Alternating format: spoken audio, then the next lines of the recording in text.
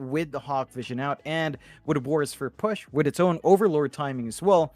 There's some really good push that's coming through. I just worry about the impact of that creep army, because with a Gyrocopter on hand, sure, you might be able to harass him in lane with a Boris, but down the line, he's just going to farm your entire creep army anyway.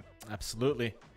SMG, they're going for that kind of early paced, early timing kind of draft here. You see the Lina pop up as well.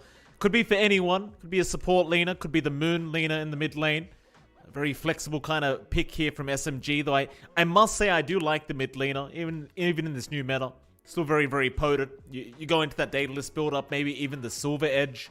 Either one quite potent here on this Lina pickup. Boom Esports, though. Again, FBZ said he knew the weaknesses. So we'll see what they draft up here after this IO Gyrocopter. And it is going to be the Monkey King. Assumedly, it's going to be a support Monkey. Get all that vision out. Could also be a position 1 Monkey King, but highly doubtful that you see the Gyrocopter there. And I suppose there is also the flexibility of the mid Monkey King for your Page, but I must admit, it's not really a hero you think of when you think of your Page. I'm looking for something much more flashy for the man. He is the idol after all, so you can't give him a boring hero. He needs to be exciting. Yeah, we've seen Timson as hero, though. He absolutely dominated that game with SMG. He gave all the vision out. He kept breaking smokes. He kept finding the areas where SMG were trying to rotate, and I think that's where the value lies for Boom. Tims knows how to play this hero on the edge and knows how to maximize and abuse that vision and mobility. The thing is, SMG do have the Hawks to counter Scout. So they can spot where the Monkey King's jumping around. They can chop the trees down. They can just commit the roar to catch out that Monkey King. So it's maybe not going to be as effective in that game from Boom Esports last time we saw it, but it should still hold a lot of value here for Boom as they also go into the Ember. So they're also assuming Alina mid, Ember Spirit can kind of play tag there. If you do opt for early Sleight of Fist, you can sort of try to preempt the Light Strike Ray and avoid some of the damage coming through from that and the Dragon Slave, and play around in the lane and just keep your farm pace up. So it's looking like a highly mobile lineup for Boom. It goes back to what CTM said about the IO pick for them. It's about map control. It's about playing aggressive for it. It's about having this option to be all over the map with a Gyro IO and with the Ember and even the Monkey King.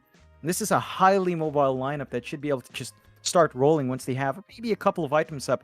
They'd be really willing to take some fights. I've got to admit though, John, this does concern me a little bit for SMG. They've gone back for the position 1 Luna. I've got to say, every time we've seen the pos 1 Luna after the new patch dropped, it hasn't felt great. You do have some nice little combinations there, like the Aura with the Beastmaster units can obviously amplify their damage. With the Lina even, having that little amp is kind of nice. But as a position 1, I'm not sure about this Luna anymore. Like, we've seen it before from mid 1. Before the patch, he'd win a lot with it. Now, not so much. And that's not just for mid 1 either. That's for pretty much any other carry player we've seen. The Luna just feels a bit lackluster. It really is. I think the issue with the Luna into the Gyrocopter in this core-to-core matchup is your power interval is a bit wide. Early game for Luna, the emphasis on her presence in team fights is on Eclipse, which is a long cooldown. Contrast that with Gyrocopter, cooldowns short, Flak Cannon's a short spam bolt spell for splitting your shots up. He has really great damage output on Gyrocopter, whereas Luna needs a lot of farm, a lot of levels to hit that same spike. And I think that just means Luna has to play a lot slower when the meta is more favorable for a fast lineup. I think one way to play a fast Luna would be maybe a Mask of Madness build-up, but we don't generally see Mom Luna come out all too often. So we'll have to see how mid 1 does decide to itemize. Should just be the standard sort of Dragonlance and laning phase.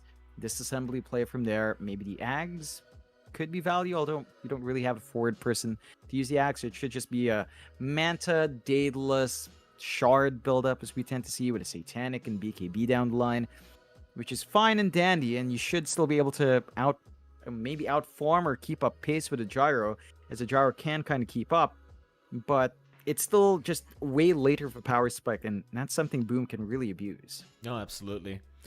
I just remembered as well, I'm not sure if it was 2 or 3. I can almost assure there was was it twice?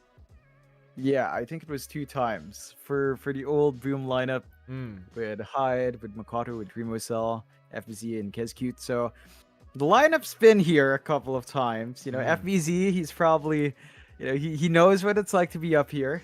So we'll see if they actually find that win. That would be the first win for Boom as an org. Of course, the only original member would be Mr. FBZ himself, but it's quite a strong showing. Like, this is, for the most part, an entirely new lineup. And they've managed to go all the way through the upper bracket into Grand Finals. They are in a very good position here at Grand Finals. They've got a great draft on hand. Go all the way through the upper bracket. And it's amazing. Just this team's been together for, what, 1 month? And here they are. Can't wait to see if they can pull it off. I mean, we said it last time, though, in the Grand Finals. They were the favorites, if I remember correctly, against Motivate Trust. That was in BTS Pro Series Season 6.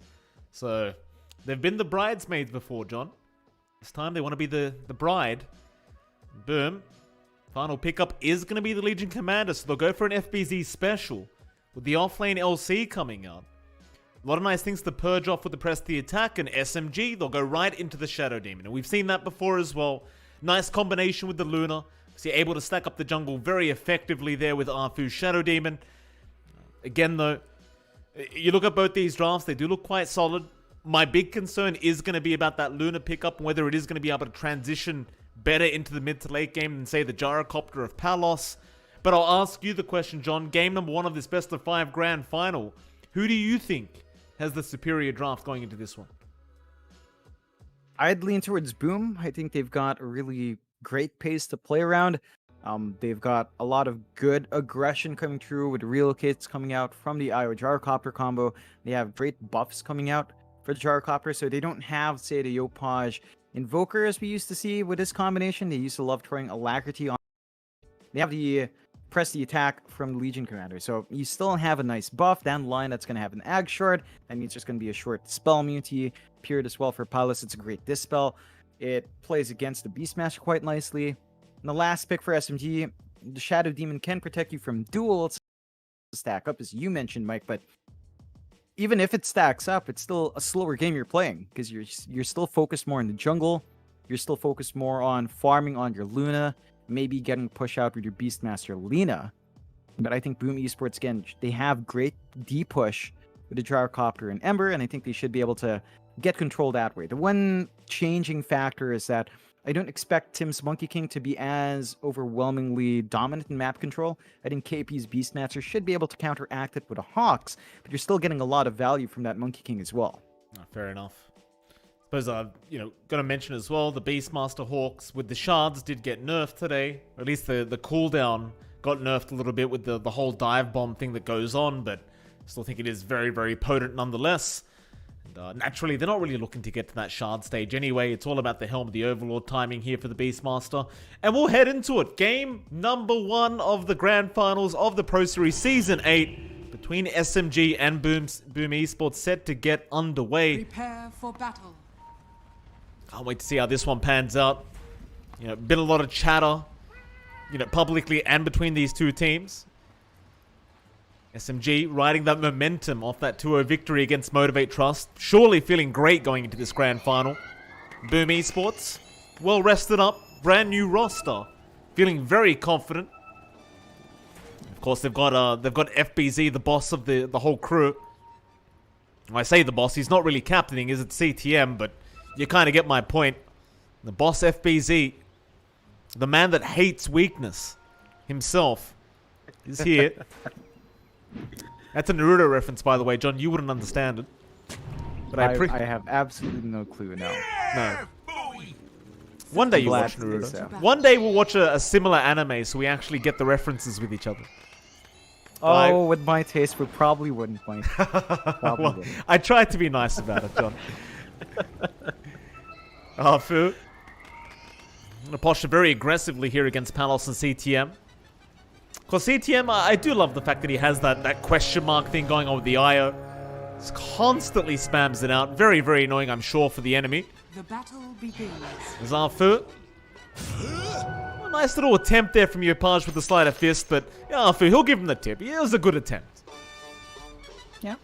Just at least putting his body forward to try to get that advantage. Still even start for both sides. You see the mid lane split out. Yopaj again on his Ember up against Moon on Lina. So we're seeing Moon on a much more standard mid, right? In the past few days, we've seen him. Obviously, he's played a lot of Kotl. We've seen him play Ricky mids a lot. We've seen him play Sniper mid a couple of times. Lina's a lot more standard, and the lane matchup for him up against Yopaj is also fairly even. You have great wave clear on both sides. You have better right-click harassment coming through from Moon because he's ranged, but Yopaj does have the early level and Sleight of Fist, so he can kind of dodge out those spells, kind of just look for the right-click harassment himself. And it is some pretty good damage early on. That means Moon can't leverage his early level of range advantage all too much. But overall, I think what we're looking for here is, again, we normally look out for off-route rotations. He's not on a Shaker, though. And on a Shadow Demon, you could try to set up with a Disruption, but I don't really expect it, considering that you get much more value in just trying to get stacks up in the jungle here. Oh, absolutely. It does feel like it's going to be a little bit of a difficult matchup here for Yopaj on the Embers. You can see the harassment starting to fly in from Moon, but the return changes out. Yopaj will get one tower hit onto Moon. Have a look at the top lane while we're at it. CTM there on the IO. Be there along with his position 1, which is going to be Palos on the Gyrocopter, of course, with KP and Arfu against them. And KP, obviously kind of famous for being very good with these kind of micro heroes, and the Beastmaster, I'd say one of his better heroes here for the side of SMG. How do you think this lane pans out, John? Is there any timings we're looking out for? Yeah, you kind of want to hit this level 4 spike on KP. That's when you get the level 2 Boris up. It feels a lot better with, well, at least level 2 Boris with the aura, and it's really easy to harass out. You see SMG at least starting to find that aggression in the bot lane. Managed to get Tim's out, and it's not the easiest combination. Legion Commander plus Monkey King, it just doesn't have that much presence early on. That does take levels as well. But you can start to kind of just apply that pressure on SMG's side. You have that stun setup with Lucent Beam. Oh, nice Blood trade. Rights, and they even got Tree Chop. Yeah, they quell it.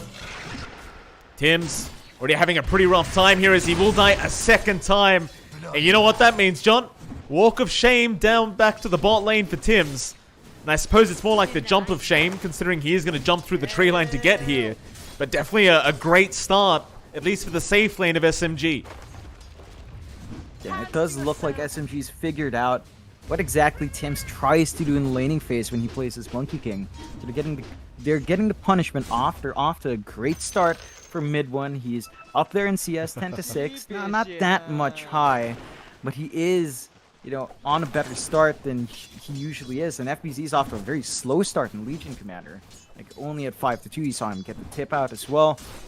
You need to build momentum from that Monkey. You want to be able to get that scouting potential out. The last time we saw Tim's play this hero, he had just about as much farm as FBZ, and he had more experience than FBZ. It doesn't look like he's kind of set for that here from this early game.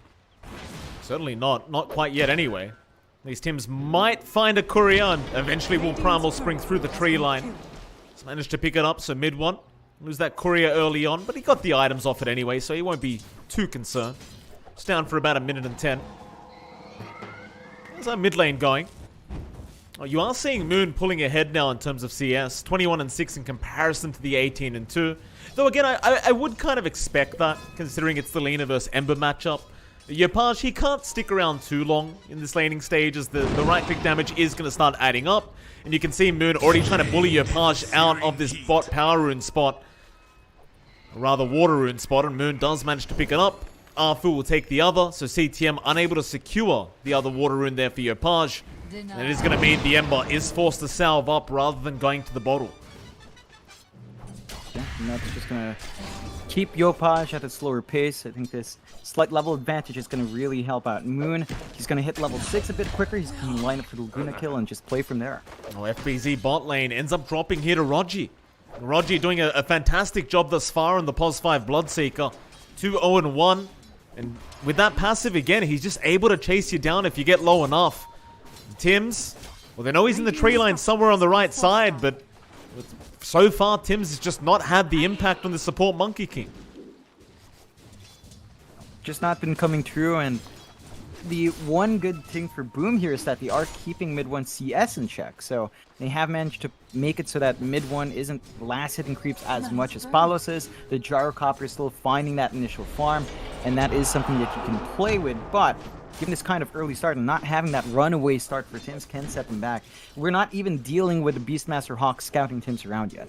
Once that factors in, just the information game for Tims is not going to be as easy to pull off as it was before. They've got the tools on SMG to track down the Monkey and keep his impact minimal. Yeah, not to mention, he's laning against the Monkey King expert at mid one. The mid one's going to know pretty much exactly what Tims is up to. He knows all the tricks with the Monkey King. He's going to be very well aware of what Tims will try to do to win out this lane. And, or even now, they might spot him out again. Rogi going to go straight to work. Blood Right there. Tims, he's in trouble. And the Blood Right is going to land. In fact, Rogi, I thought he may have given the kill away to mid one, but he will take it. And Tims, he's going to get tipped. Mid one. He's getting excited now as this safe lane, it couldn't have gone any better for SMG. Yeah, it's pretty much the perfect start. The only thing they're lacking is really just more creeps for mid one, as there's still a bit of disparity with our Luna and our Gyrocopter in terms of CS, although that could be down to the fact that Palos is already clearing out maybe a couple of stacks in jungle. So he has that jungle start already, but it is still a really good start for SMG 4-0, 1k lead their way. They're finding that initial momentum they need. They're finding a foothold in the game. And for Boom, they're going to have to kind of hold back. There's going to be a huge aggressive spike once KP has his full Dominator up, and it's almost up. It's going to be able to really shove into waves, look for a push opportunity, maybe drag some heroes up there. They're going to try and pressure him, but there's no damage. They'll get the balls at least, so nice bit of golden XP to go the way of Palos. And I believe they did force a TP to be used up from somebody on the side of SMG, but that's about all they got. Tims still scouting out KP. Maybe they could try to go back in, but it doesn't feel like they have enough Disable right now to really lock him down, unless maybe with the Primal Spring slow, it could be enough, but no. KP, he'll just commit the Roar. Tims, he won't even bother trying to throw the Boundless Strike out. And I suppose on the bright side, you force out the Roar usage early on and it gets nothing done, but I think KP's happy with that. All he wants to do is hit his timings with these items. Yeah, he just wants to hit the Dominator, wants to hit that Helmsy Overlord. With the Dominator up, they're going to be able to push once more. And that's really the key timing. It's already up. He's got the Tomato Creep up. He can just look to pressure lane. They're already getting some good aggression down. Bot still keeping FDZ locked in. They can't have the Legion Commander run around anywhere. A level behind mid one now, literally a full level behind. Nowhere near the duel. They have no way of playing around this off lane, and all they can really hope for is they get enough on Yopaj mid. Mid lane stuns out Tims. He's been caught again. This time, the kill will go the way of Moon on the Lina. More bad news for Boom Esports. It's a 5-0 lead here for SMG. And now an aggressive smoke up. Moon and Arfu gonna start moving in through that dire jungle. See if they can spot out where the Gyro IO are hanging out. Palos and CTM, they're gonna back off at the right time. Back towards that top lane. Tims will join in KP. He'll be targeted, and this time he doesn't have the Roar up. Homing Missile is going to land. KP, he is in a bit of a tough position here. He'll still try to find a way out, but I don't think there is going to be one. So eventually they'll just chase him down, but they don't have the damage. They don't have the damage, nor enough control, so KP just walks out. The Helm of the Dominator Creep still running around, just slowing everyone up. And now SMG, they've rotated. Palos, he'll be targeted. KP, he doesn't have enough mana for the Roar quite yet, but they will get the old school Warcraft 3 surround out. Still Boundless Strike out. Tims gonna try and trade KP. He does eventually go down, but it's a worthwhile trade for SMG. Kill off the Gyro. Highest net worth target of Boom. Keeping Palos down for a little bit longer. Bouncing mid one up a little bit further on net worth as well. And that should open up a bit of a push now. They can start lining up for the shove in top. Beastmaster respawn isn't too far off. They could TP the numbers here from Boom, but I think at this point you just want to get as much farm as possible on the Gyro. Kind of avoid fights as you try to build up on the rest of your heroes. Yopaj is not even ready to show up in any of his movements. He will smoke up though, so perhaps he will look for that angle up top for the defense. Tims is having such a tough time here. Even the Shadow Demon just trying to scout out where Tims is in the tree line. Will force him out with the Shadow Poisons. And now, Yopaj, he's going to try and rotate and help this defense, but I'm not sure if it's even possible at the moment. So he gets the Dominated Creep, but that's about all he's going to get. He'll be forced to run him back, but now Rogi, he'll get a Rupture out onto CTM. CTM going to try and break as much distance as he can. Tims, he's around to try and help out. Relocate is there, but it's not going to be enough. They'll get him mid-channel as now Moon going to show up. Yopaj was trying to control up the Lina. In the end, is going to cop a Laguna and is forced to walk away. Is SMG. They've hit a great timing now. They might even pressure this top tier 2 tower. And they've got the auras coming through from the Beastmaster. They've got mid one with the right click as well, and the Lunar Blessing, so even more damage coming through. The Fortify will hold them back, not for too long. The side of Boom just don't have great team fight to bring in there. Outside of Call Down and Wukong's, they don't really have anything. That's interesting, John. He went max aura. No glaive points. That's... He's not going farming. Like, he's just looking to fight, playing with the Eclipse, looking to really buff up that push. Eclipse out, KB, he's in big danger and might eventually drop, but he gets the roar in time. Can they actually finish off Yopaj though? It looks like they can. Tims, Wukong's command with the duel out from FBZ onto Rogi, but it won't be enough to actually finish off the Bloodseeker. The overall odds will be though, FBZ, he does get perched up. Mid one will move back in. Wukong's gonna expire, but it won't matter. In the end, FBZ should perhaps be safe, but no Arfu. He has so much damage with the Max Shadow Poison out. And once again, Tims, he's unable to stick around on the Monkey King. Like, he did have a lot of impact with the Wukongs that did manage to zone out SMG a bit. They don't find a big kill. And I'm really loving this mid one build. Like, the Lunar Blessing max out again. He's not focusing on playing this farming game. He is just looking to play with the Auras, play with the Beastmaster, stick around that lane, look for the early push, and just stack the Auras. Like, you've got Inner Beast and Max Lunar Blessing. Just a lot of attack speed, a lot of damage that can really pump out. And they're just going to go for the mid-tier 1 first. Still no defense that Boom can play with. Again, with this lineup, they lack a huge amount of team fight. Basically just Wukongs and Call Down, and once they're spelled down, they don't have presence in a 5v5, and even if they did try, they just have severe damage issues while waiting for the farm. So the slower pace of Boom being punished, they're still going to keep up that pressure in the tier 2 here from SMG. Yeah, I mean, you talk about farm issues, John. Yopaj hasn't even got the Orb of Corrosion up here. That's a pretty big issue, as we're 12.5 minutes in. Rogi is going to back off. I believe Orb of Corrosion is now flying out, and he does finally have it. That should help out with the damage just a little bit. But SMG, they're not backing off. They want to keep going with this. Roar's back up. They've got all the units they need, and Moon's there to back them up on the Lina. How do you defend? Rupture there, FBZ, he's not going to be able to go for a duel either. Rogi will just chase him down. In fact, Rogi, he might get the kill himself on this support Bloodseeker. Meanwhile, on the side, they've started another team fight. KP, he's going to drop mid one. He's in trouble. He'll try to man fight it, but eventually they do get the Lunar kill, and now the duel's out. FBZ, he will be able to get some duel victory as Yopaj gets a triple kill on the Ember. They lost the tier 2 tower, but they get a nice trade going for themselves. Those are some much-needed kills for Boom as well. Like, they do manage to wrangle a bit of a lead their way, 96, less than 1k up.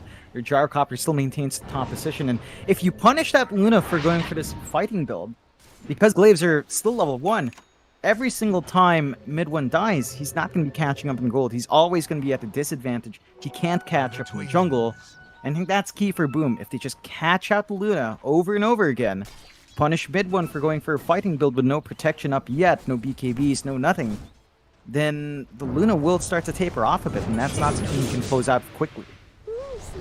Moon, cheeky little tumbler's toy there. Just bounces his way out.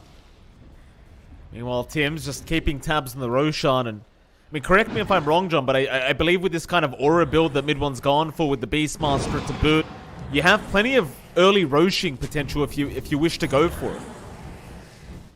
Yeah, you certainly could try to go for a fast Rosh here if they do want to try. Boom does have some good wards watching the outside of the Rosh entrance.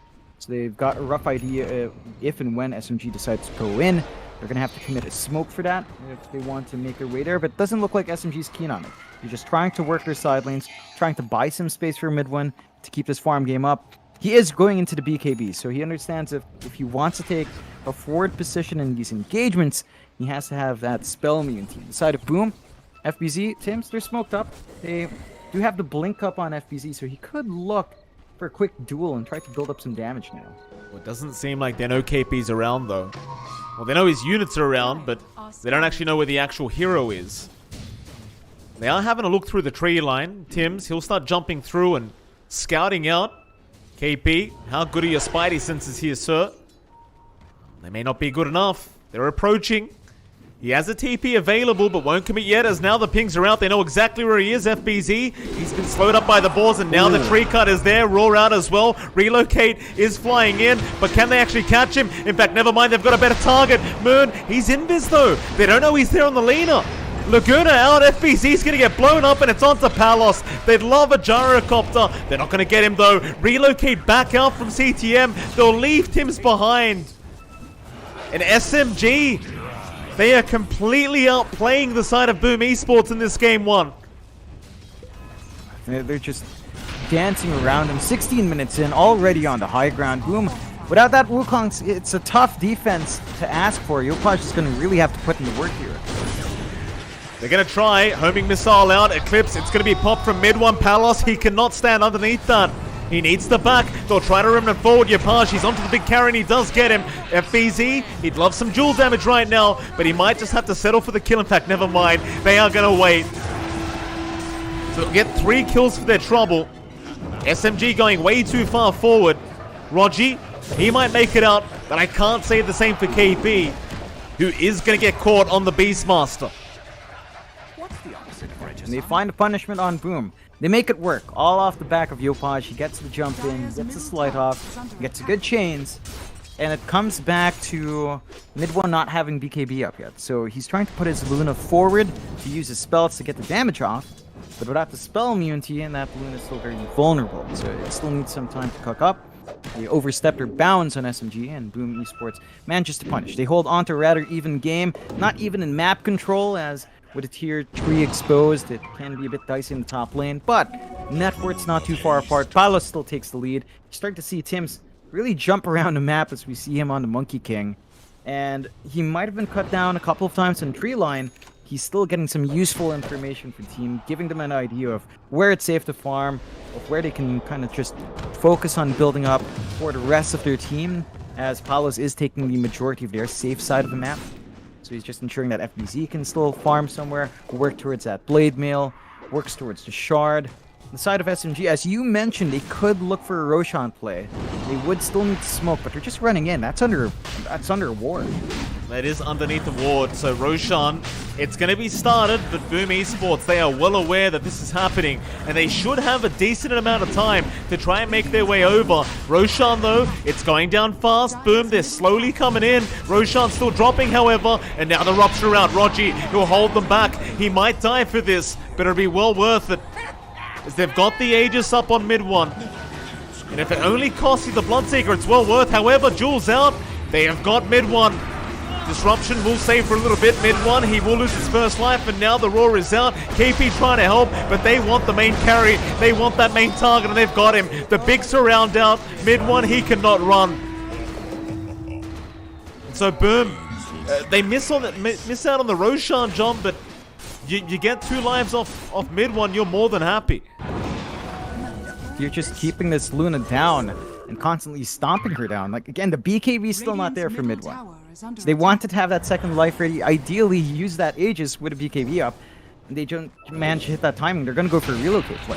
Yep, KB now going to be in danger as the relocate is there. Yopaj able to set up the kill. And, you know, this is that point of the game where things might start getting a little bit scary for SMG. As it does feel like that timing that they were hitting, it may be kind of slowing down now. They haven't got any kind of high ground objective. And that 2k net worth lead is going to be a little bit concerning as FBZ is in. You got to duel out to get onto mid 1. They've got the lockdown and they've got the kill. Even more bad news for SMG. He just respawned. Mid 1 just came back to life, tried to go back into the lane, maybe looking for a small camp in the jungle to clear out. He gets punished. And it just gives such a big opening for Boom. They find a mid-tier 2 tower. They even out map control for the most part. They've got lane exposed they could look for on the high ground now if they want to, but they're going to play it safe, take control of the triangle, possibly look for the top tier 1. And for SMG, this goes back to that decision to go for Max, Lucent Beam, and Blessing without the Glaives. The moment the fight stopped working, they couldn't catch up and farm. Tim's ends up getting dropped here. Fu able to take the kill, but I do agree with the sentiment, John. I mean, the aura build, you kind of see what they were trying to do, and it was very strong for the first 15 to 20 minutes. But now, well, mid one, his farm isn't exactly anything to write home about. In comparison to Palos as well, who's just escalated so darn far in the gyrocopter. It's gonna be very hard to deal with him. Rupture out though, they've got it onto the gyro. Call down is there to zone them out. And can you actually capitalize off this rupture? They're going to try now. Purge is there, but CTM, he's right behind with the mech out, with the relocate. They're going to pop everything on him. But Palos, he is not dying. And meanwhile, FBZ, he's caught moving with the jewel out. They are still trying onto Palos, and they do eventually get the kill. As CTM, he was unable to relocate him out in time. Yepaj, trapped in the forest, is going to try and run down south, but Moon is there with the light strike array. They should have enough control, but no. Remnants back the other way. Do they have the damage and control this time? Disruption out. Rogi in with the blood right, but a great sleight of fist. Dodgy Apage going to try and play games. He turns around with the fake grenade. It's a bit risky, Apage. They managed to punish Yopaj. I love that small play. You know, I appreciate him trying to get a little bit of damage off and some info off it. Doesn't really do enough to hold back, and SMG does manage to find some punch. You know, they get a couple of big kills. They start to open up the game a little bit more. There's still a lead on Boom's side, but they're showing us that it's not, it's not the end of the game yet. Man, the map control is still even. The network lead's not that big. And there's always rooms for openings. We saw SMG in this kind of position before in the first game of yesterday in that series, where Boom went off to a really strong start. And then towards the late game, they made a couple of small mistakes, and SMG managed to capitalize on those and just build back up. So I think that's something Boom has to be very wary of. They have to play clean. They have to keep playing clean, because if SMG finds that opening, they're going to blast it open. Absolutely, and that's the thing, right? Like that last team fight, and Palos had everything but the kitchen sink thrown at him. CTM did eventually get the relocate out, but Palos was already gone. A bit of a miss time there from CTM, but I suppose what can you do, right? Like you've got the purge damage, you've got the shadow poisons, just literally everything going to Palos. And eventually it was enough to get rid of him. We'll see if SMG can keep up this aggression here. Still a 2k net worth deficit, but nothing that you can't come back from here for SMG. Is there another big power spike we're looking for here, John? At least for SMG. Like, can they...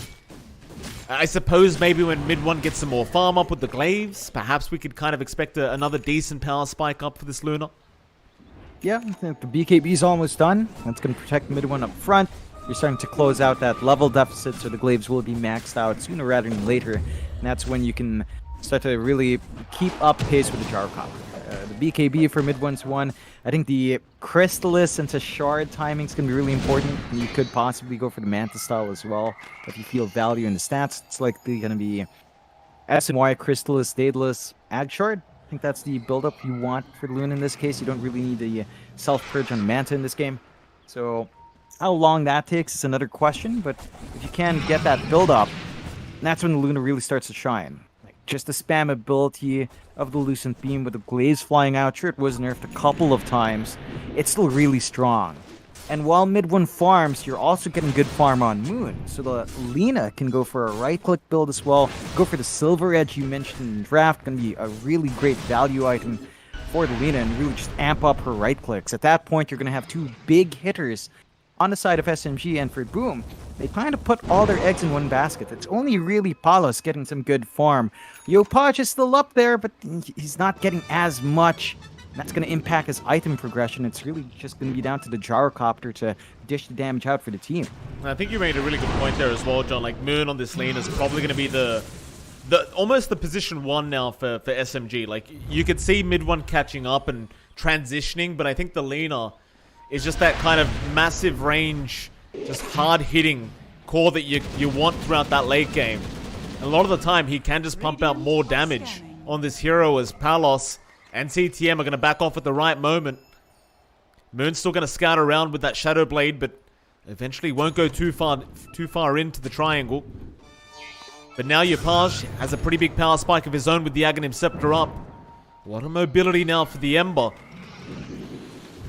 And boom, they're going to go for a big 5-man smoke here. Into the Radiant jungle of SMG. In fact, never mind, they might go through the triangle instead. Who are they going to find? It's going to be Mr. KP if he doesn't stick around. They should eventually catch him out as the Link Jewel is in. FBZ's caught him. Be a nice pick up there for Boom Esports. Mid one. Yep. They've been caught, but Bloodright is there. Tims, he will try to back himself out, but mid one going for a chase. Meanwhile, on the southern side, Rogi gets a nice rupture on Yopaj. But it won't amount to much, as now the call down. Gonna land on mid one. Palos, he'll pop the BKB, keep moving forward. But eventually with the purge out, it'll mean he cannot continue the chase. And with the BKB down, Boom Esports, they may have to let this fight go. But it does seem like they want to keep going. Homing missile out, mid one. Stand back and relax. And in the end, Boom, they'll go for the outpost, but Moon, he's moving in again on that Lina. Light Striker Ray gonna land onto Palos. CTM, he has the relocate up, but he won't commit quite yet. Laguna is there, but it's not enough damage to Yopaj now. Gonna move in. Great chains out, but there's your Eclipse now. Mid one, he's been dueled up. FBZ's got him, but it's not gonna be the duel win for FBZ, but rather for mid one. They do also find Palos. Moon, he's gonna try and run. Yopaj, he'll clean up the back lines. Can they find the last piece of the puzzle? They'll get him. Moon goes down on the Lina, and eventually Boom Esports clean up. It was a bit messy. I think the fight from Boom was a bit disjointed. They were taking two fights, basically one by the ramp, one by the jungle entrance south. They managed to make it work in the end. But it looked a bit rough to start with. The dual win going towards, I believe it did go to mid one, so he's got 20 bonus damage. Not something that will really change the tide of the game, but still something that is, not something that's going to make Boom happy. But they win the fight and take a huge swing their way. They did sacrifice Palos, but Yopaj is starting to build up. So this gives him the opportunity to catch up now on that Ember Spirit and really start to build up. He is second in net worth now, overtaking that Lina. They take the tier 2 tower bot. So they have complete control of the bot jungle. They've got the wards down here. They've got outpost control. And they are hitting their big spikes now. Like Yopaj, when he ags up, is just able to gap close really well, jump the back line, split up the fights along with Tims. And the mobility is coming into play. The mobility of the Monkey King, the ability to relocate in, the mobility of the Ember Spirit. It's a lot of things that SMG doesn't have the same mobility on hand. They have the information game with the Hawks, and they have really good push and auras, but they can't quite move at the same pace of Boom. It's very easy to divide and conquer here. Another bit of a group up here in the mid lane. SMG seeing if they can find an easy pick-off, but nobody's going to show up apart from Yopaj, and he's certainly not an easy pick-off right now. And boy, that net worth swing after that team fight. Very concerning signs from SMG. You see even the win probability really just starting to dip the way of Boom Esports now. 83% their way. Again, mid one just behind in farm on the Luna. Moon kind of in the same boat at the moment as they are going to try and move in onto Tims. Yopaj is around. Chains will be out, and that'll be enough. Boom. Not going to overextend. They'll wait out their timings, and they're going to smoke up right after.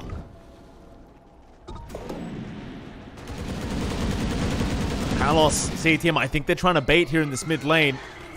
SMG, do they go for it? Mid one, he's going to be scouted. Do they want to jump the Luna first? Instead, they found CTM, but CTM, with the press the attack out from FBZ, is going to survive. Rogi, he'll keep the chase up, but Boundless Strike is there. Tims will lock him down, and now Palos will get to work. But there's your raw round.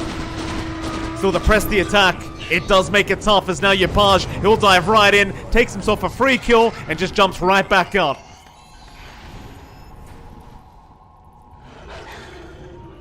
Still posturing around. Roshan is up. Boom, they're trying to sneak this in. Very hard though with the Hawks out from KP. You're always going to have that vision. And even without the Hawk, you've got the Shadow Poison there from Arfu. It's definitely a very hard Roshan to go for Boom Esports unless you wipe SMG. They will recognize the potential of the vision of SMG, and they will back off to farming. They have to respect that control. You know, we were talking about Tim's Monkey King, Mike. I want to go back to this. Look at Tim's, then look at FBZ. That level 18 Monkey King with a badge for Echo Saber. FBZ is basically almost a support Legion commander. Blink, Blade Mail, Phase Boots. Not bad, but Tim's has so much more form. How does he keep doing that? I don't know. How? I'm really not sure. I've seen him farming the jungle quite a bit. I suppose maybe that's the difference, but it is certainly very intriguing. I guess it does work, though, to be fair. So the Monkey King, you don't mind him being able to hit hard, especially with that Wukong's command ability that he does have. It's Palos going to get purged up. He's going to homing missile out. Mid one going to posture. They'll try onto CTM. Eclipse is there, but the press the attack going to save us now. The Jewel's out. Rogi, he's going to get blown up, but they found CTM. Buybacks will fly out from the supports as they'll try to rejoin this team fight. Boundless is out. Tibbs, he will eventually drop, and now the Raw's there. They've got Palos, but no. Press the attack again, going to purge off the stun. As long as FBZ's behind Palos, it's going to be very hard to kill him off. In the end, they will go for a reset back at the fountain.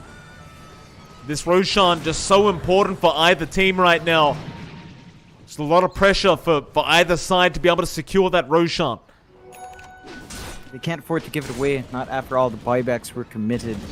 And besides Boom, still have really good control, but the Hawks are still making it really difficult to go in. They are under the sentry, I believe one of them is. The other one's right outside. They were not going to be able to clear out complete vision control, and SMG, they're smoked up.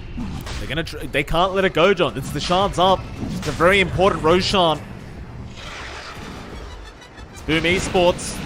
Going to keep applying that pressure in the Roshan pit. SMG, they'll posture aggressively. Not committing quite yet. Don't forget, they are lacking the Eclipse there from mid one, so it is a fair bit of damage that's not going to be out from our Luna. Palos, again, going to be purged up. FBZ's there to heal him up, though. Just so hard to finish him off, and meanwhile, towards the north, they have found Moon. They're going to move in anyway. There's a duel out, but Moon is going to be the one to win the duel. As now Palos, he's been roared up. You haven't got to press the attack anymore. He'll try to man fight, but mid one's there. He'll man fight back, and this time he'll win it out. Buyback is out, however. Palos and Moon making their way back in, but CTM and Rogi are both going to drop, and that'll be a dieback on the POS 5s. Roshan, it does still stand. Moon's going to move in, try to force it. FBZ jumps in as well. The Aegis, it's going to go the way of KB. He does snatch on the Beastmaster. They'll lose Moon again, however. It's a dieback on the Lena. Can they keep this fight up? Eclipse is out. It's not enough though. Mid one, he's gone to boot. And KB, he was a hero for a second, but he might be right back down to 0, as it looks like they will surround, and Boom Esports, they've got him. Yopaj with the double. 4 down for the side of SMG. And sure, you lost the Roshan, but who the hell cares? You're going to find a hell of a lot of objectives here if you are the side of Boom Esports. They even found a shard, Mike. Like, Tim's managed to steal the shard. He got the mischief. Yeah, he managed to steal it away. So you were mentioning how important that Roche was with a shard. Well, they lose the Aegis, sure.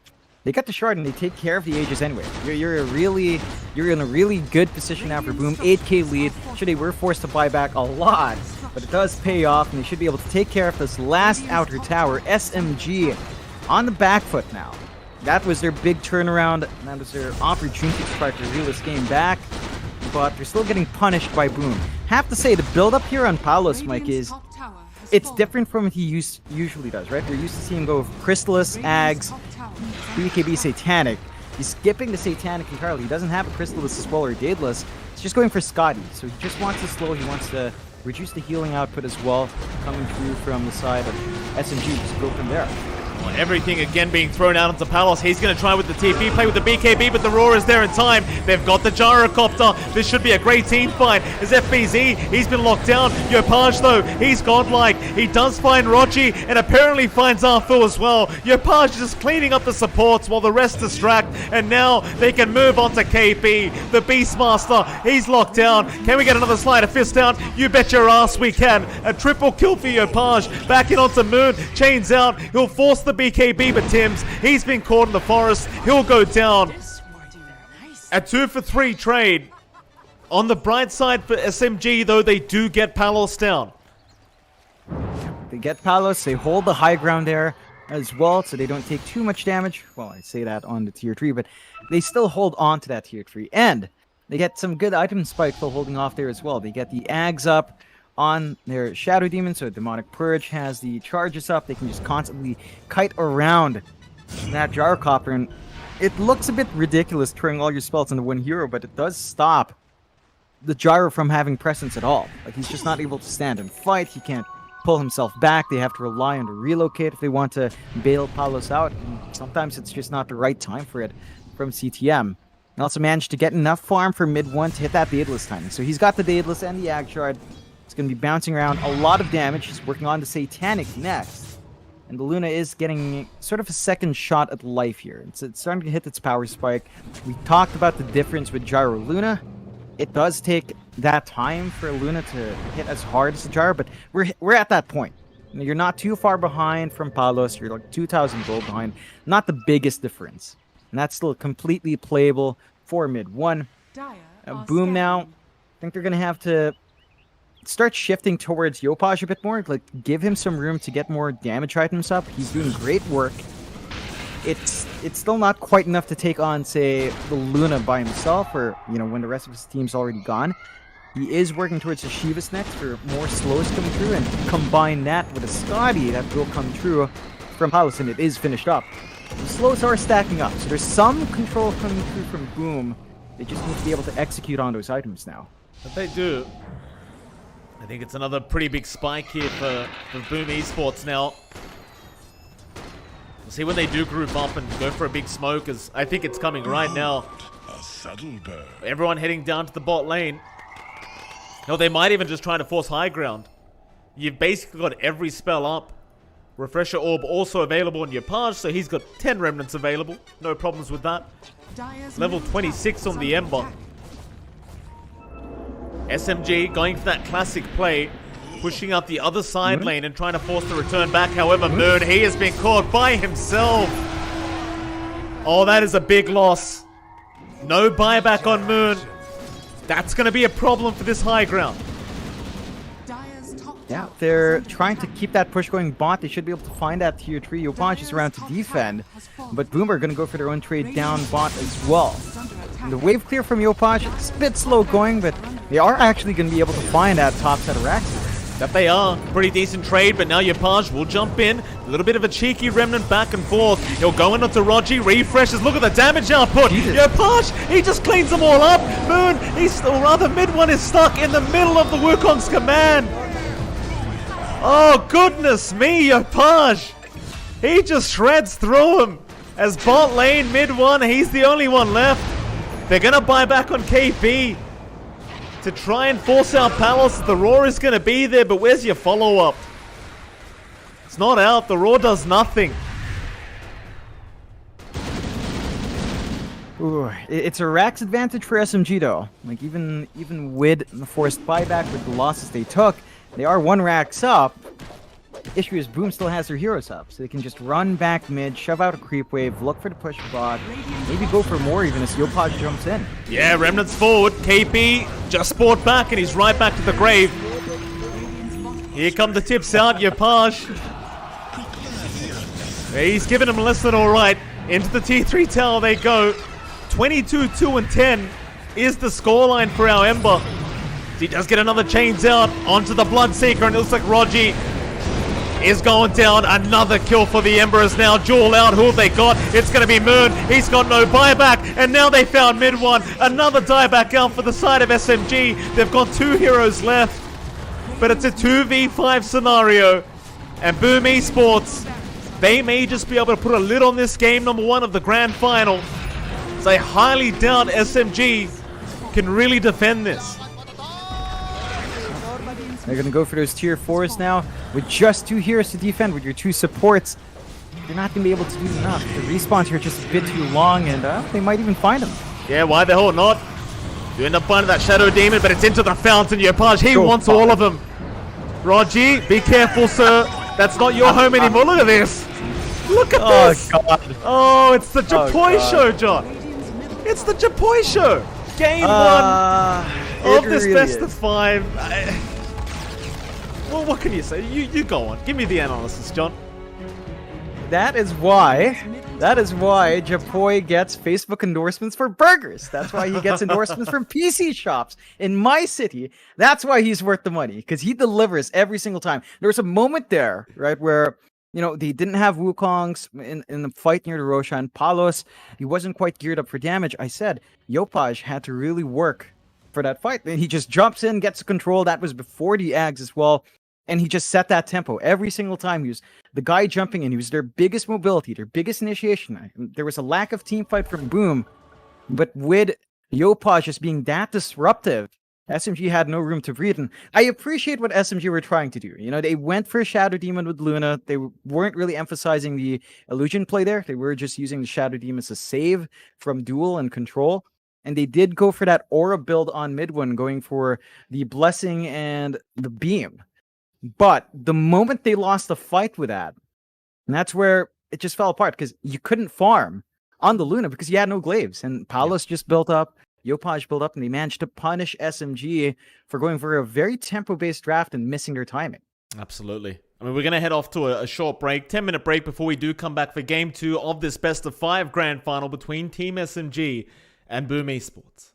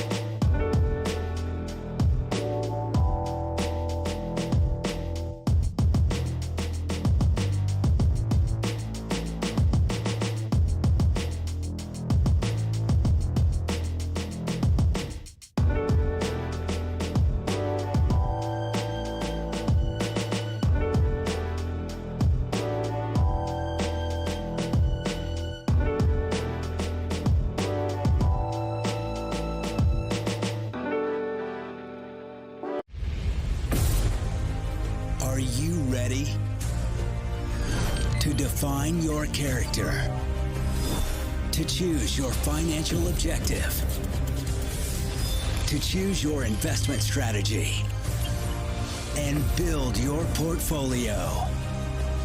Start now and level up your investment knowledge with Franklin Templeton.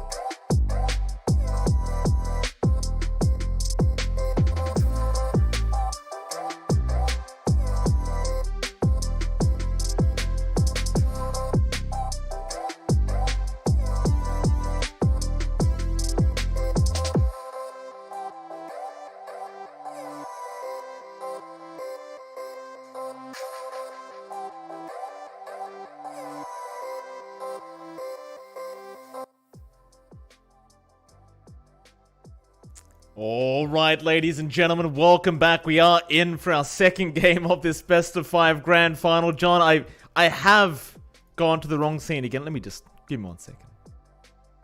There we go, John. I'd hate for us to be on the wrong scene, but there you go. We're back now. How you doing?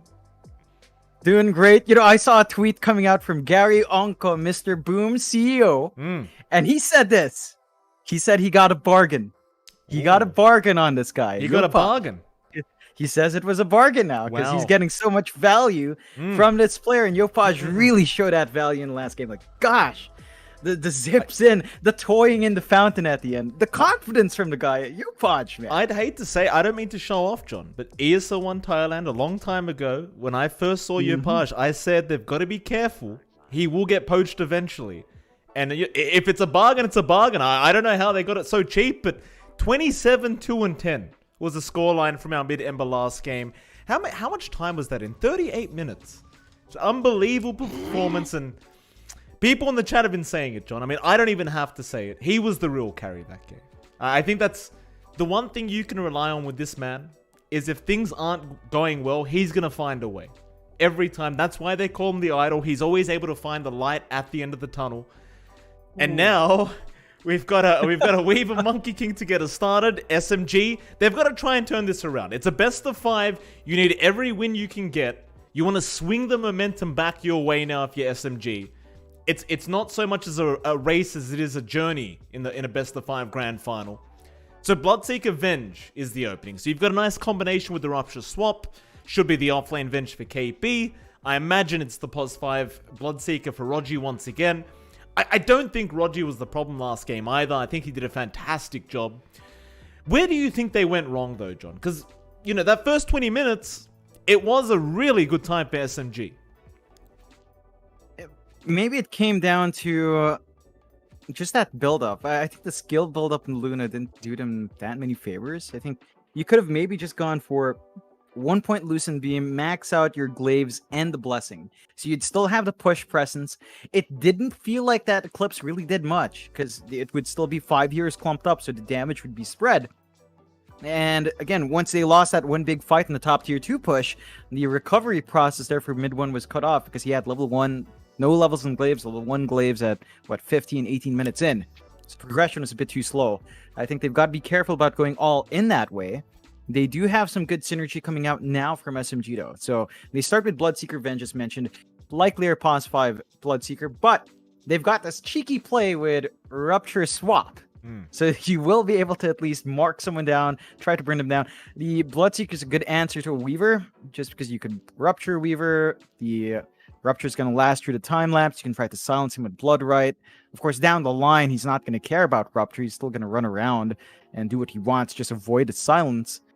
But initially, this is going to give them a good tool to keep CTM's Weaver locked. And if that will be CTM, it's likely to be CTM's Weaver, as that is the favorite position for Boom to play that from. And of course, the Monkey King for Tims, again, he did a lot of work. Like, I just don't know how he does it. How does he play pos 4 and outfarm FBZ, outlevel FBZ every single time he gets this Monkey King? It's just ridiculous. And FBZ is a great player. You know, he's trying to make space in the offlane. Sure, he's throwing his body out, but to be ahead in that extent as a pos 4, that's kind of insane. Yeah, I mean, he's out. He's making a higher salary than the boss right now. I mean, Tims he's outselling FBZ. That's, you know, I guess FBZ's happy about it. You know, the performance is there for sure. Is SMG something a little bit different now, John? They're going to go into the Nyx Assassin, right back into that comfort position 1 for mid 1. They'll go back to the PL.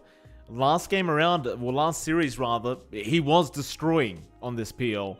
I believe it was a 12-minute diffusal blade timing, along with the treads and everything else. The wand, definitely great timings out for mid 1 with this hero, and certainly a lot more of a harder carry than I would argue the Luna is right now, especially with the way you built up that Luna last game. It does seem like SMG want that kind of late game powerhouse now for mid 1. And I can't quite blame them. I think if you, after game 1, a game like that, you would rather go down, I'd argue, the safer route. For sure. I think the big issue for Boom is they don't have a good PL counter. So the Ember was banned out. The respect ban the Opage Ember. They could try for a Gyrocopter, although, again, Gyro into PL can be a bit dicey. There is the option for Legion Commander, but the issue is you've got Death Prophet, and that's likely our FBZ hero. They could flex that to mid for Yopaj, but we always talk about this with Yopaj. If he gets something static like a DP, he can still play it well. It just feels like you lack that impact that Yopaj can bring, and they do bring out the Kunkka instead. So with the Tidebringer, you've got some way of locking down the PL. You've also got the X back. If you can time that right after you see the Doppel committed, you can kind of try to lock in that Phantom Lancer as well. So it's some control, some damage, and what AoE for the Phantom Lancer, for the illusions. Plays nicely with the DP and Monkey King, and even the Weaver. So you've got the boat buff coming in. Eventually you'll have Weaver Ags. The DP is hard to kill off. The Monkey King in Wukong's is very hard to kill off. So they can stall these fights out from Boom. There's not that much magic damage yet on SMG, and that's something this lineup can abuse. Absolutely. SMG final ban out now. They're banning out the Leshrac, so maybe focusing on the... It's hard to know what to ban right now against Boom, right? Because it should be the mid Kunkka. Potentially the offlane DP. But the Weaver could be a support, could be the position 1. Very, very hard to kind of guess. I think that the safest assumption we can make right now on Boom's end of things is the Monkey King is probably going to be the position 4 again for Tims. But do you think they'll go like support Weaver? Because it'd have to be a position 5, right? Unless they go the POS 4 Weaver, POS 5 Monkey King, or even the POS 1 Monkey King. Very open. I suppose even the POS 3 Monkey King's a thing. Yeah, it could be for FBZ. We haven't seen that too often. I think... Let's say they flex. I think it's likely the flex will come on the Weaver, as you mentioned. So maybe a POS 1 Weaver for Palace, let's say. Let's say they put the Kunkka on offlane for FBZ. We've seen that a couple of times. So let's assume a Monkey King for a DP5. That allows them to flex on mid as well. If they don't want to kind of have the Kunkka mid or DP mid, they want something flashier for Yopaj. That could be one way to do it. I don't quite enjoy the concept of that lineup. Like the hard support DP, we've seen it be impactful, but it always kind of feels strange because you're tied into your exorcism. Sure, it's not as pertinent for you to use that in a big team fight and for a push. You don't need to look for max efficiency. You're still missing out on some of the impact of that hero if you don't. And it's still like the core matchup of Weaver into PL. It's not something the Weaver can necessarily handle. I guess you could go Maelstrom into Mjolnir, so you can kind of just bounce your attacks around and proc it off the Geminate attack. You could just go that route. I don't know if that really lines up against a PL though. It doesn't sound amazing. Feels like you need a bit more than just a Weaver Kunkka there. Wait a minute. Is this another mid-moon Mirana we're looking at, Jonathan? I think it might be. It looks that way.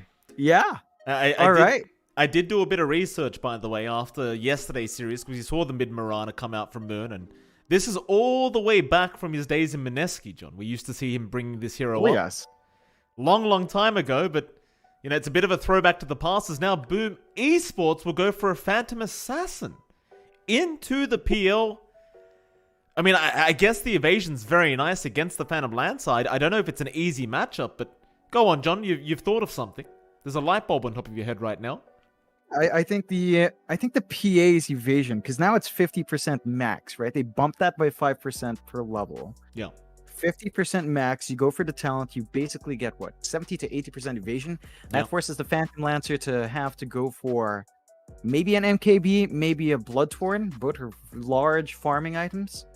And that just gives the PA so much more forward presence. You look at the lineup of SMG, their magic damage is basically constrained to the Mirana. Maybe you could try Rupture Swap as an option, mainly on the Mirana. So all of your magic damage is on Mirana, some of it's on Afu's Nyx Assassin. Paulus has a lot of leeway here. A BKB is going to save him entirely.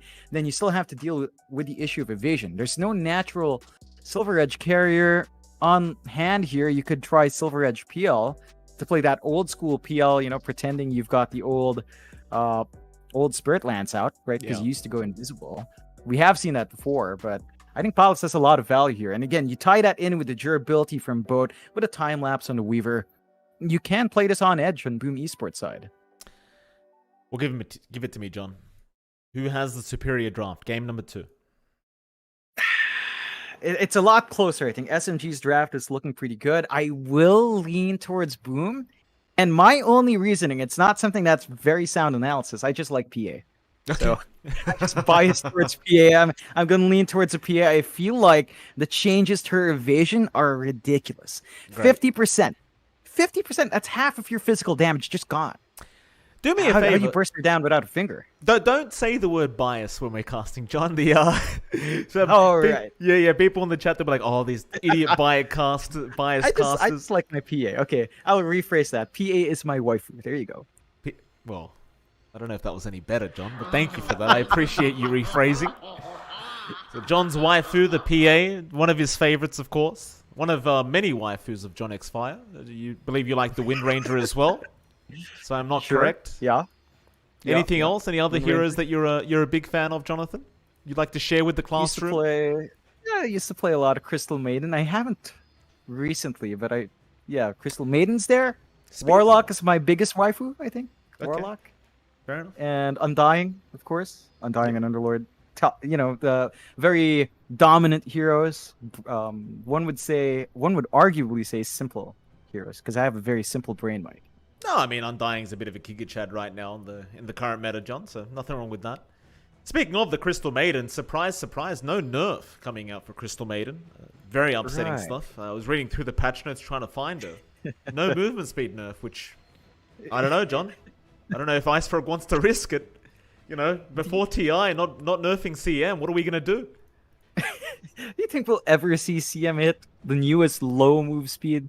You reckon we'll ever hit, like, say, something dumb like 260? Can you imagine? That's nearly unplayable. Just 250. No, God, that's unplayable. Imagine if there's a Bat Rider in the enemy team and your turn rate gets affected. It's like, you might as well just not play. Exactly. At that point. Exactly right. Just how Icefrog wants the Crystal Maiden plays to feel. Just don't play this hero. This hero is not for playing.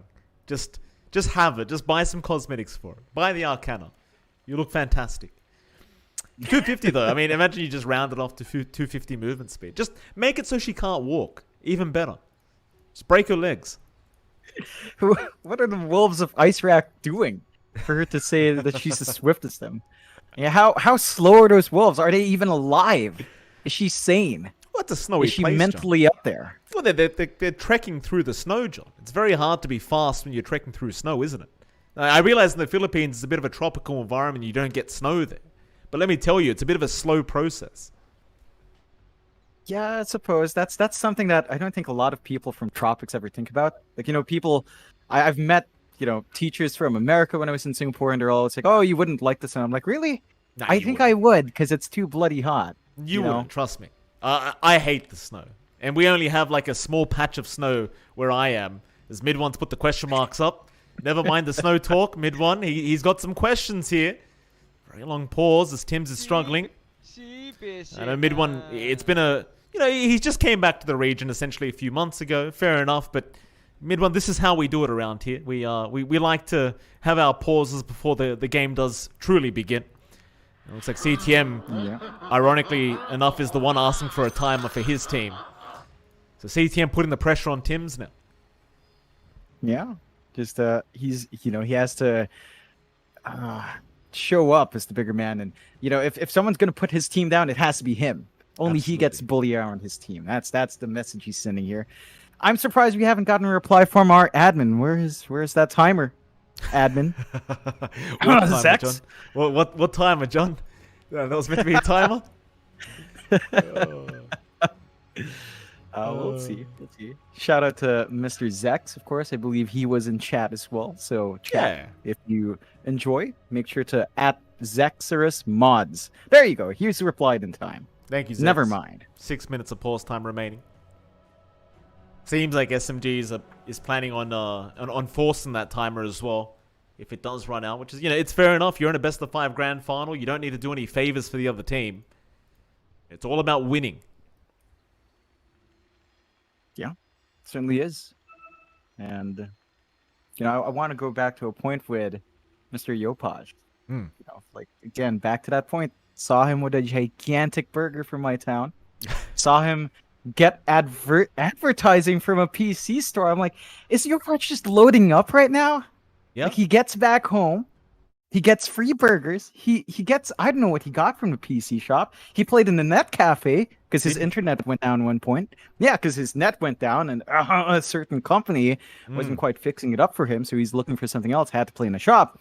And he was immediately featured there too. It's like everywhere Yopaj goes, everyone knows his name. Could you imagine? Could you imagine being a young man in the Philippines just walking past, like, oh, I'm going to go to the internet cafe today? Because, you'd imagine the internet around his area was down. And you walk in and there's Yopaj just sitting there playing a pro match. Like, how shocked would you be just seeing the idol in the flesh, just standing there, just playing some Dota? I had this experience as well, John, by the way. I mean, go on. What was your story? I was going to say, if that happens, the likely thing is the people going to the net cafe shop will just see him, comment on something he's doing wrong, and go play their own game. That's like, wait, but not come in. And they walk away and really, just drop a casual bubble and just walk out. Yeah, just bobo come in, and you just walk away. That's it. That's how we do it here. No respect. I actually had a similar experience, right? Like I remember telling you back when I actually did a LAN, only one, locally in Oz. And Anna walks in on me. I was doing the group stages. And I kid you not, I've told you this story, you know the story, but for the viewers out there, Anna walks in just casually as I'm screaming my lungs out in a room. And he just comes in and walks behind me and starts watching the game. And the amount of pressure on me, John, because there's a TI winner. This is after he won his first TI. He's just casually standing behind me, just watching me cast, not saying a word, no gesture, no wave, nothing. Just standing by, and I'm just profusely sweating at this point as well, because the air conditioning, of course, wasn't working that day. And Anna's standing right behind me, and I'm just like, man, am I saying the wrong thing? I think I was solo casting to make matters worse, so I was like, am I analyzing wrong? Is he judging me? I don't know if he was entertained. Maybe he thought I was some kind of nutcase, just screaming at a computer screen the whole time. But that was my story. A lot of pressure. These TI winners just standing behind you, chilling out. Very, very scary stuff, let me tell you. Did he ever say anything, or did he just walk away after? Didn't say one word. Not one word. He just stood behind me for like 2 minutes, calmly watched, made no gesture, and walked out. That was it. I can't tell if he walked out in disgust. Maybe his hearing was suffering a little bit. He just couldn't handle it anymore. But he just walked out of there. And for the whole match, I thought to myself, man, am I just a terrible caster? Is that why he walked out? Like, did he hate my casting so much? Like, obviously, he wasn't going to sit there all day. He's a busy man, right? He just won TI at that point. It was a couple months after he'd won TI. But I was like, man, he didn't even wave at me. And this guy's like half my age. He wouldn't even wave at me, John. Just felt so sad. KP. Even here, we still can't leave March. We can't. Here's March. He's not even here, KP. All right, we'll do it. March doesn't mind. Oh, Mango March. Mango March is back, KP. Just recites what his old captain would have said. Oh, I love March. Shout out to March. Might be watching right now. I know he's busy with, coaching T1 and, a little tournament called TI is coming up in 11 days from now. But, shout out to March. We miss you, March. Come back, please. We miss... He was the one player you could make jokes about non-stop. And he'd probably laugh when he heard it.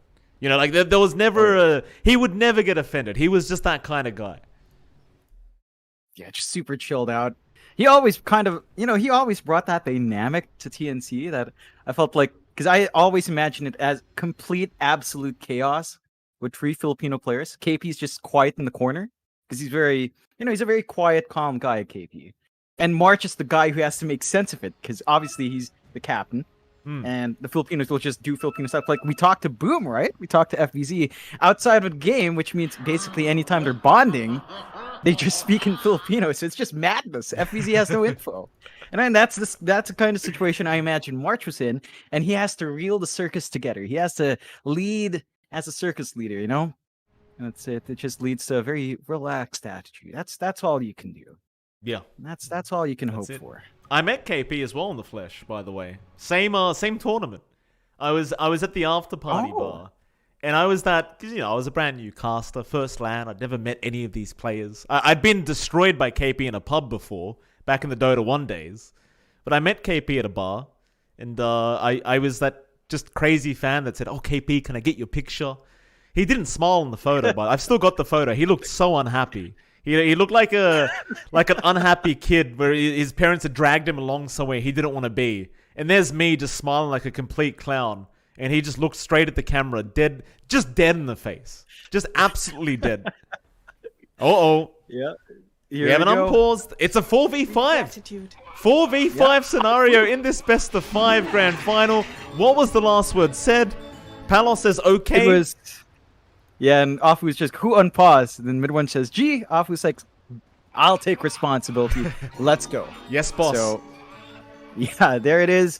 He's in charge. He goes for the unpause. Boom, they still, they can still reconnect. It's still early in the game. They're going to be lacking Tims for a while, and that could impact them hard. We talked about his Monkey King's influence. The information he gets, the work he does from laning phase, the fact that he always overtakes FBZ. If he doesn't manage to play this game early on, well, that might not actually even happen.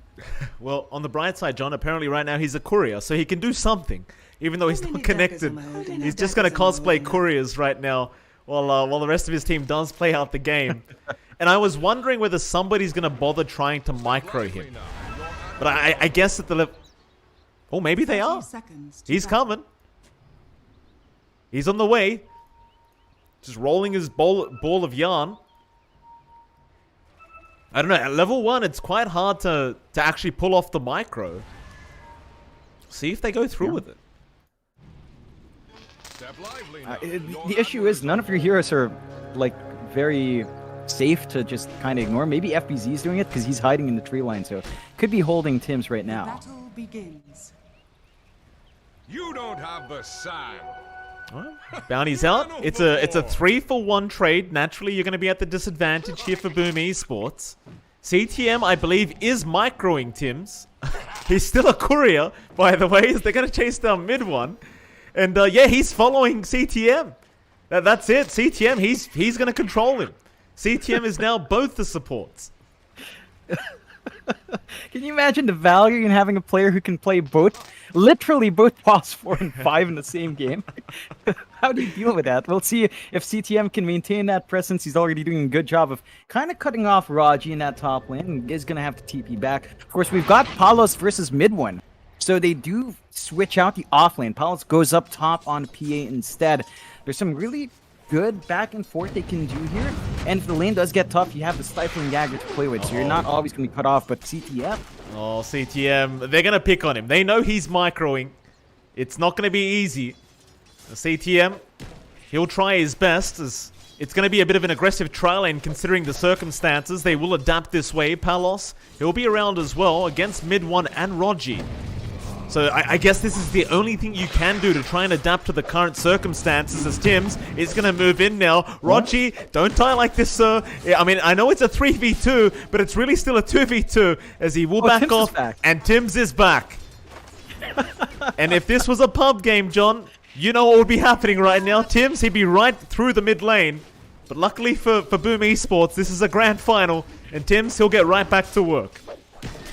All things considered, around 2 minutes of actual game time where Tims wasn't there, they still managed to get some good impact. They're holding the top lane well, and Palos is getting the last hits. Mid1's actually suffering a bit in that lane, so we'll have to see if they can hold out against the Trundle lane. Like the minus armor stacking down the line with a swarm coming through, the damage of Shikuchi, the mobility of a monkey and a weaver.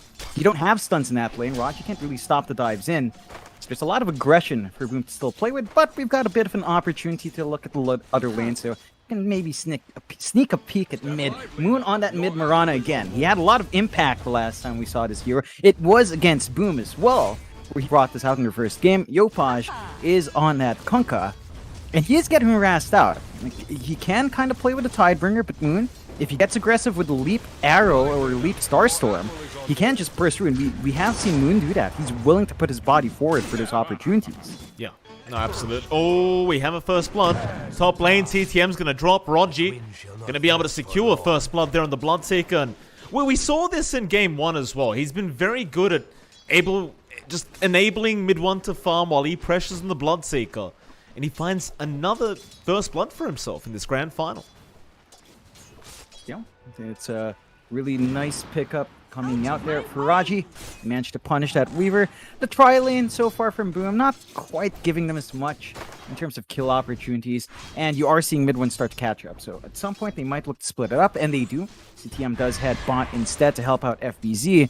FBZ is on that Death Prophet, laning up against Afu and KP on the Venge Nyx. They've got pretty good double stunts once more, and they could punish the Weaver. There's no Spike Carapace yet, but once that's up, CTM has to be a bit careful with how he Shukuchis in lane. And we have another pause, but they don't have pause time. There's no straight unpause. Who's that? Palos? He's This really is a pub game. Zex, do not pause. And there you go. The unpause again.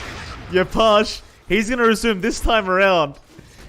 Oh, that brings back some bad memories from earlier today, John. I had this experience in one of my pub games. Bot lane, the lane we haven't had to discuss so much yet. Arfu and KP against FBZ and CTM. Arfu taking a substantial amount of damage. KP doing just fine on the Venge so far. Of course, we do have dual lanes versus dual lanes now, as well as CTM has rotated down to the bot lane, so they will give up on the aggressive tri-lane and try to make the dual lanes work instead. I think CTM's still going to have impact here. Again, they haven't opted for an early level in Spike Carapace yet. Perhaps by level 4, you can see that come out from Afu. So CTM can still just weave in and out from Shukuchi and try to do as much damage as he can. For the most part, though, you're not really stopping KP from farming. He's still getting the last hits, and he's still going to have a really fast Ags timing because there's not much presence from FBZ because he was solo early on.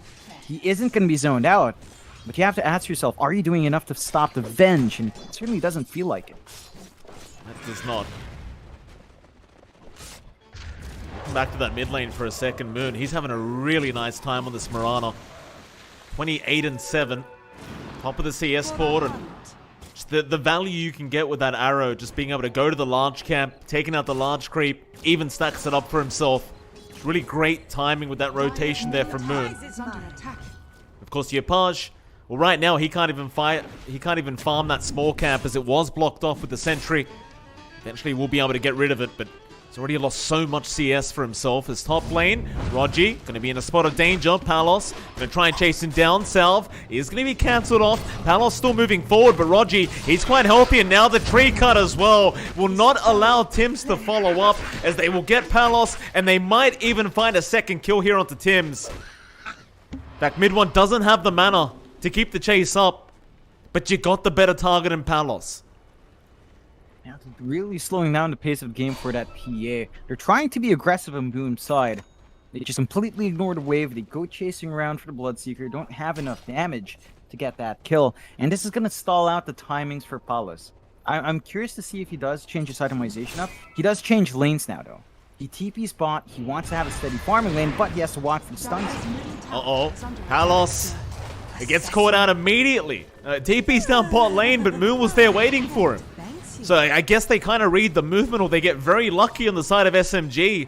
And Boom Esports, not having a great time so far with your waifu, John. FBZ, yeah, they get dived as well. Spirit Siphons out. KP will be chased down as CTM's going to rock up. At the end, nobody else is going to die down to this bot lane. It's looking like a really good start for SMG once more, though. Like, they're just keeping Palos down. His farm is really stalling out. PA really needs Battlefield to get going, although Yopaj rotates bot. And big Tidebringer hit. I'm sure that KP does die to the boat damage, and now Afu, I don't think it's quite safe either. Yopaj will find a quick double kill, and with the haste rune, he'll run right back into that mid lane. Step lively now. Your admiral is on board. And it's something they really needed, because it's been a slow start. I think right now they're going to be relying on Yopaj to build that momentum once more. FBZ is too far behind on that Death Prophet. Will still have a decent level spike at 6, but you're not getting enough space for Palos and FBZ to get built up. So it's down to Yopaj to show his body forward. If Palos can't even farm mid, it's like Moon shows up, Starstorm's maxed out, the magic damage just rips through a PA. And I'm still really wondering what Palos builds up here. Only has the Band of Elvinskin queued up, perhaps looking for power treads down the line, but no Battle Fury queued up. Maybe you just go for, say, Desolator Rush, go for a fighting PA. That could be an option, but without, say, a Battle Fury, you will be overwhelmed by the illusions unless Yopaj is around. Like, that's your only answer. It's Tidebringer from the Kunkka. And you're not going to have Yopaj around every single time, so the PA might just want that value in the Battle Curious game. Yeah, and when you talk about Yopaj, John, he's gone down to the bot lane now. So they've swapped lanes with Palos. He'll take over the mid lane instead on that PA, and he's had such a bad time that they have to give him that solo XP down in the mid lane. It's not going to be that easy, though, because you're up against an almost level 8 Mirana there from Moon. And you get clipped by an arrow. That could be a very quick death. So you already see Palos trying to farm the side cap. He'll have to be very cautious, though. I think SMG, they understand how much Palos is suffering right now, and they'll take every advantage they can get to try and knock him down again. It's now bot lane. FBZ going to be dived on. Blood Right's there. He got the siphons off in time, however, and Yopaj is going to be around the Kunkka to try and chain and turn back in onto KP. Arrow is not going to land. They'll get the Venge down, and now Rogi will have to try and run as the chase continues. They want to give another kill to the Kunkka, but it will go to FBZ this time. Step lively now. Your admiral is on They board. find the big trades. They are in position to actually use this Exo to push the bot tier 1 if they wanted to, but Yopaj does keep you away, looking for more farm routines everywhere, so not in full commit for the push. They do get the good punishment going, though. And we're starting to see the effect of that Weaver support. It's highly mobile. Shikuchi's at level 3 now. Time-lapse is ready to go. And the control from SMG to catch Weaver just isn't quite there yet. And they could try to set up with Spite Carapace instead, waiting and guessing when CTM does weave in. But if they don't get that initial stun, there's a lot of tools for CTM to just zip away, and he does get some good info out. FBZ gets swapped out by KP, but again with the siphons, he's alright for now. CTM's going to rock up and try to go right in onto the backside, trying to take down KP, and he does get him. He's got the Venge down. Afu going to try and run, but CTM with the earn out. He'll keep the chase up just by himself onto the next assassin, but now he'll get punished. Eventually they get the impale off into the arrow, and that'll prove to be enough to get rid of this Weaver. Still a really strong trade for Boom, though. Support for an offlane, slowing down KP's times once more. They even managed to catch out Tim's, though. Do they? Mid one? They should be just fine once he has the rush back up. Tim's. He'll get the Primal Spring away. Yopaj was around the corner if he was required. Looks like he won't be, though. It's mid lane. Just such a slow process for Palos here, John. You look at that farm. Just the Ring of Health up. We're about 10.5 minutes in. He's trying his best to catch up, but there's definitely going to be a really nice spike here for mid one on that PL once that Diffusal Blade's available. I have a funny feeling SMG, they'll just try to run down the side of Boom Esports once it is there. Yeah, that's all they need on Phantom Lancer. For Palos, it's a patience game. It's Battle Fury, it's Desolator, it's BKB. They are making moves bot, though, Moon. Big stun out, but the swap is there. Moon should be able to just leap away as now the Rupture is going to catch FBZ, and Afu's going to sneak in from the backside, gets a double impale off, and locks them all down. They've got FBZ. Can they find the idol? First they'll go after Tim's, but it's onto the Kunkka. In fact, they might have to deal with CTM instead, but no, they want Yopaj. They want that big target. Rogi, he's trying, but he'll get caught in a torrent and will end up going down, and now Palos, he's going to show up. This could be some great comeback XP and farm if Palos can secure some more kills, as Afu now, he'll be next. A double kill out for the PA. And that's something you don't really want to give the way of Palos. He is going to catch up quite fast if you give him double kills like that. He's just 2 parts away from full Battle Fury now. So it's starting to go somewhere. And you're not quite ahead enough from SMG to feel fully safe from how slow you've managed to make Palos' game. There's still a lot of room for the PA to grow. A lot of room for the PA to still find farm and build up. Not only that, but Yopaj is still getting his immediate spike here. The armlet is just about 60 gold away. So once that's up, bursting down Yopaj becomes basically impossible for the next few minutes, at least for like 2-3 minutes at that point on. And his damage output skyrockets. Those Tidebringers already hit pretty damn hard. They're going to hit even harder. And that's Boom's signal to play around. So they have a stable core to build off of. For the side of SMG, you've got the Yule Sun Moon, so you can self-set up for Arrow. He is working towards the Ags rush we've seen him do before. They will go for his smoke play. Radiant's Maybe they just bottom want to tower is use that under simple attack. setup for the U-ults, get the arrow, get the kill, and clean off. Palos, he'll be targeted. He is all alone at the moment. Chosen the creep wave. There's very little mana to play with, so Moon gonna jump right in with the Yule Scepter, but he needs an angle for that arrow. Instead, they'll get the Blood Riot into the Rupture, and that should be more than enough. Palos, he's trying to fight back, but it's not gonna be enough damage quite yet. Moon, able to find another kill on this Mirana. 5-0 so far on this mid Mirana, as Arfu now is gonna be X'd up towards the south. Silence won't actually land, and with the Vendetta, he might just make it out. CTM, drop the sentry, but Arfu is running way too fast.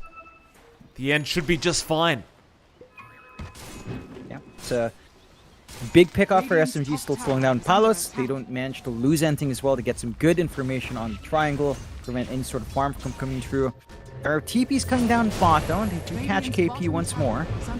A lot of damage with that armlet up on this Kunkka. Tidebringer hit, boat is going to come in and KP's gone. Mid one, he's around and he wants to help, but there's not much he can do at the moment. Apart from draining the mana Dire's middle of the tower heroes of is Boom under Esports down at this bot lane, but it's about all he can do at the moment.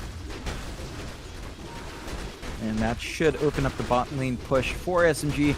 Bit of a slower process, but with mid one showing around, with the Fusel up, there shouldn't be any sort of defense coming out from Boom. That should allow them some more map space to farm and take control of that bot jungle if they want to, and still try to keep building this game up. bottom tower. Still a rather even game, all things considered. 9-8, 1k lead riding on SMG. That is mainly down to how far behind Palos is, as for the most part, Yopaj, Moon are within striking distance. And FBZ and KP are also kind of tied up, which is not good news for KP as this Ag's timing stalled out because of it. But SMG, they've got control of that bot jungle. They've got a really safe spot for mid one to farm. And we haven't seen the full effect of Tim's Monkey King yet. It's not like game one a while ago where he was just out-leveling, out-farming FBZ. He's kind of taking the back seat here. So the emphasis is on that DP to get more laning space and farm up. Still a long way from hitting one major item on FBZ. Arfu goes for an impel into the arrow onto FBZ, but unfortunately it was all a bait. They knew it was coming. Arfu's gonna drop. Yopaj able to pick up his 4th kill of the game now on the Kunkka. And they might start moving into this mid tier 1 tower now. X out, Moon. Should be just fine. He has 3 leap charges and the Yule Scepter to boot. The problem is this defense is going to prove to be difficult. With the exorcism out from FBZ, he will easily clear up that tier 1. Yeah, it's a big objective to take there for Boom. Opens up the top jungle and gives him more space to kind of dive into the Dire side. SMG, they haven't really been playing around their own jungle for the most part. They've been focused on bot. They've been focused on their triangle for the most part. So I don't think it's going to be a major hit to the economy. But mid one is clearing what he can while he can. He is saving up for the Manta style. Not too far off. Already has the Yasha up. And still ahead of the PA by about 1.3k gold. Still has to be careful though. Palos and CTR were very aggressively forward, but shouldn't be able to do anything. And they are limiting the space for Palos for him. He wants to play up here top. He's got the battle fear. He wants to clear these camps. Can't really with all the heroes here from SMG. Definitely will have to back out of there. Still a less than 1k net worth lead to SMG, and we saw this in game 1 as well. They did have the favorable kind of net worth lead for most of the game. Up until you hit that later stage in mid 1. Very risky kind of play here. He's all by himself. He's going to try and back out with the TP. Do they have the damage though? Yeah, they do. CTM will give him the tip as well. Oh, mid 1. Absolutely no friends around to try and help him survive through that. Yeah, you're not quite tanky yet in that PL. You don't have any strength items besides your power tread, so when you get caught out, when your illusions melt, it's really easy to melt you down with the damage output of Palos, and that's him without the Deso. He's halfway there, just one Mithril Hammer away, and the damage spike for our PA is going to hit into gear. So this is where we start to see the issue of PL versus PA. What do you do about that evasion? Especially since it's going to be maxed out by the next level. Once Blur is at level 4, 50% evasion. And if Palos is feeling flexible, experimenting, level 20 talent plus 35 for evasion. You miss out on basically around 70% evasion because of the multiplicative nature of it.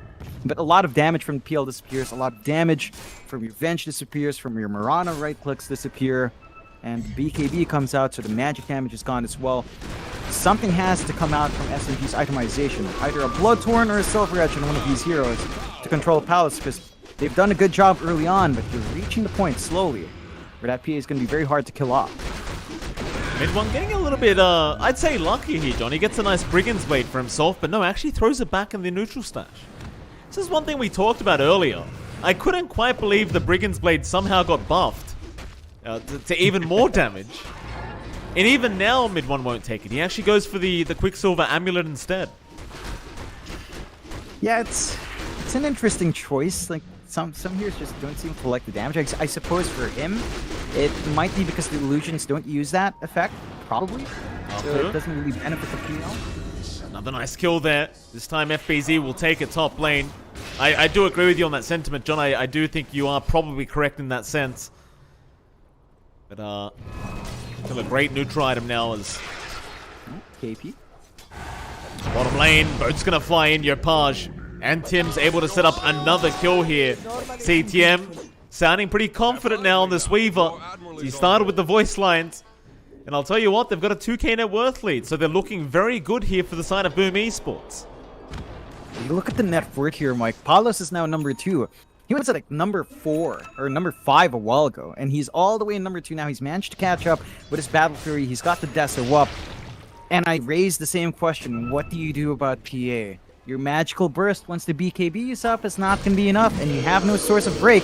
So that ridiculous evasion that's been buffed up, it's always going to be a major factor. And again, PL doesn't enjoy making MKBs. It's kind of insane that Palos is actually second in net worth, and he might just overtake for the first place slot very soon as the Roshan is going to be focused down. SMG, they are not around to try and counter this out. They're too late to the party, and now the balance is there. They're at least going to pick off Rogi. They might even find a few more as Arfu. He'll be chased down. Rogi, he'll commit the buyback. Do they really want to fight this, though? KP's going to drop immediately. Crit down by Palos, and now they found mid one, but he's going to doppel away. He'll be fine for now. Moon leaping around the team fight. But which way are you going, sir? Tims has found him. The Mirana, that's his last leap charge. CTM's on the case with Palos. They want that mid Mirana down, and they're going to get it too. Moon's gone. Meanwhile, mid one, he'll try and go onto Yopaj. He'll find the Kunkka, but can they escape now? Well, they're going to keep trying to fight. FBZ's down. Palos, he'll man fight here against the PL. He needs those crits. He knows these crits, and he gets them. A rampage up for Palos. He'll clean up. He gets everything he could have asked for. He just crits them down. You saw the evasion there, man? He wasn't getting hit. Palos, he's untouchable. He's the actual CTM. Can't touch him. They deal with it. 50%. They have no source of break. They have no Bloodthorn, no Silver Edge. Their magical damage is mainly on Mirana. And I guess Vendetta from the Nyx, but that's it. Once that's gone, Palos has a free game. He just jumps in. That's him without BKB. And that BKB is just going to make it so hard to hold him down. And there is a point where it staggers off a bit. Again, if someone manages to build an MKB, perhaps Moon can go for a right-click Mirana MKB build. And then you can kind of handle that PA. Or maybe just a Bloodthorn. Something to give some hits. And once you can negate that evasion, Palos loses his spike. But if Boom players place their cards right, if they play while they're really strong, they could just look to get as much off the map and start choking out SMG with a PA spike right now. Hit one. Moving in again, looking for Tims. And one of the really annoying things about that support Monkey King, you're just constantly trying to find a free kill by taking down the tree, but hasn't been successful thus far. Dire's top tower is under attack. 6k net worth advantage now for Boom Esports. Age is still up on Palos. And that's the thing, I'm saying he needs crits, but he already had that secondary life available anyway. It's just kind of fine no matter what. Mid, KP and Moon hanging around. They are spotted by the creep wave. Tims is around. I think they've seen him. Wave of Terror out is going to give the vision, but he will Primal Spring away. And in the meantime, another Exorcism popped here by Boom Esports. And they're going to find this top tier 2 tower, no problem. SMG, they'll try to do the same, but the TPs are slowly coming in, but Yopaj immediately gets scouted out. He'll still get an X off. Onto KB on that bench. KB, oh, that's a great illusion dodge out with the magic missile. KB's got no way out now. FBZ at least does end up dropping Moon. He's able to pick up 1 kill. Maybe they can keep this fight up. Palos now, he'll get jumped by mid one. He's out of mana. There's your Lancers jumping out into the arrow, and they've got the Aegis. They've got 1 life. Yopaj, he'll keep charging forward. Who does he find? It's probably going to be Rogi. X off into the boat. Rogi won't mind dying for the rest of the team. And in the end, it will pan out to a 2-1. In fact, it's a 2 for 2 if you count the Aegis, but yeah, in reality, it is still a 2 for 1 in the favor of Boom Esports. Yeah, I don't think Boom minds at all. Losing the Aegis there, it only had about a minute 20 left perhaps. So about time to use it. They got a couple of good kills for it. Not the biggest kills. I think you definitely want to keep an eye for the PL and Mirana at this point. You want them gone. You want to feed off their net worth. So they do manage to avoid the bigger losses on SMG's side. But Boom still have a big spike coming through. Fresh BKBs up on Palos. Has not used the charge. Can still look to force a fight. He is going for an SNY next. So the stat resist is going to be helpful. Did he cut down Tim's tree? He did. I didn't quite see it myself. Just for the lols. Oh, KP gets cripped by the dagger. Oh, wait a minute. Maybe the turnaround. Palos. No, he's got the BKB out. Arthur and KP. They just get chopped up by Palos. And he's still blinking around with the rupture. Just so confident here from our Phantom Assassin. Tim's going to move in. Primal Spring out. Rogi's been scouted. Tim's, he'll just keep going. Rogi's gone. There is no chance of survival. Maybe they can find FBZ, and they do. A nice swap out by KP. And with that Observer Ward, they'll have the vision to keep tabs on the rest of Boom Esports. There's Yopaj, he is dropping low on mana, but now the Torrent is out mid one. Instantly loses half his HP to that Tidebringer. And to make matters worse, I just saw an Aghanim Scepter coming out for our Kunkka. Yeah, it's that time. The Torrent Storm coming in, the waterworks, the water park starts flying out. No BKBs yet on the side of SMG, so all of that control is going to be menacing for SMG to have to play into. And we're at the point where I didn't even realize it. KP on the offlane Venge is still 14, CTM 17 on the Weaver. That's one of the level differences we're looking at, and that's just kind of ridiculous. Sure, the Venge can still do what it wants for the Ags, but that's just the story of the game. Even Tim's is at 16 on his Monkey King as well. So Boom have just really managed to work this map near perfection, and SMG, they're not out of it yet. As mentioned, they are working on Source of Break with mid one. He is trying to go for the Silver Edge. That's still a ways off for the PL, and it's hard for the PL to sort of keep up farm. He can Phantom Rush around camps. There's not much camps left for him to take. So they have to wait for that spike if they want to really hammer in on Palos through the BKB. Outside of that, they have to rely on Moon. Arrow is key to get the damage off, and good Store Storms coming through with maybe even a Vendetta. Just looking for that PA kill if it does come down to that. Yopaj looking to move in, bot lane, Rogi, he'll be there to break the smoke, so at the very least, Rogi in the right position to break the smoke, but man, he disappears fast. And this is in stark contrast of, say, 20 minutes ago where Palos was level 4 against the level 8 Mirana. Still, mid Tims, he does get caught out. KP able to pick up a nice kill for the side of SMG. But now, the Idol's here. X-Torrent out. KP, he's going to avoid that as now the jump is in with all the illusions out, the mana and the HP, but the crits are out. Afu, he just gets shredded as they're on to mid one once again on that PL. Yule's out, and this PL, I don't know if he can actually survive this. There's too much control, there's too much damage, and there's just too many numbers. As CTM, he'll just keep the tips up.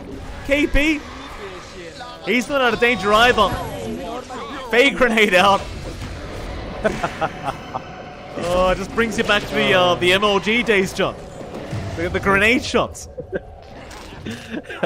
Can you imagine? I wish we'd see it. Someone getting a kill with a fade grenade use.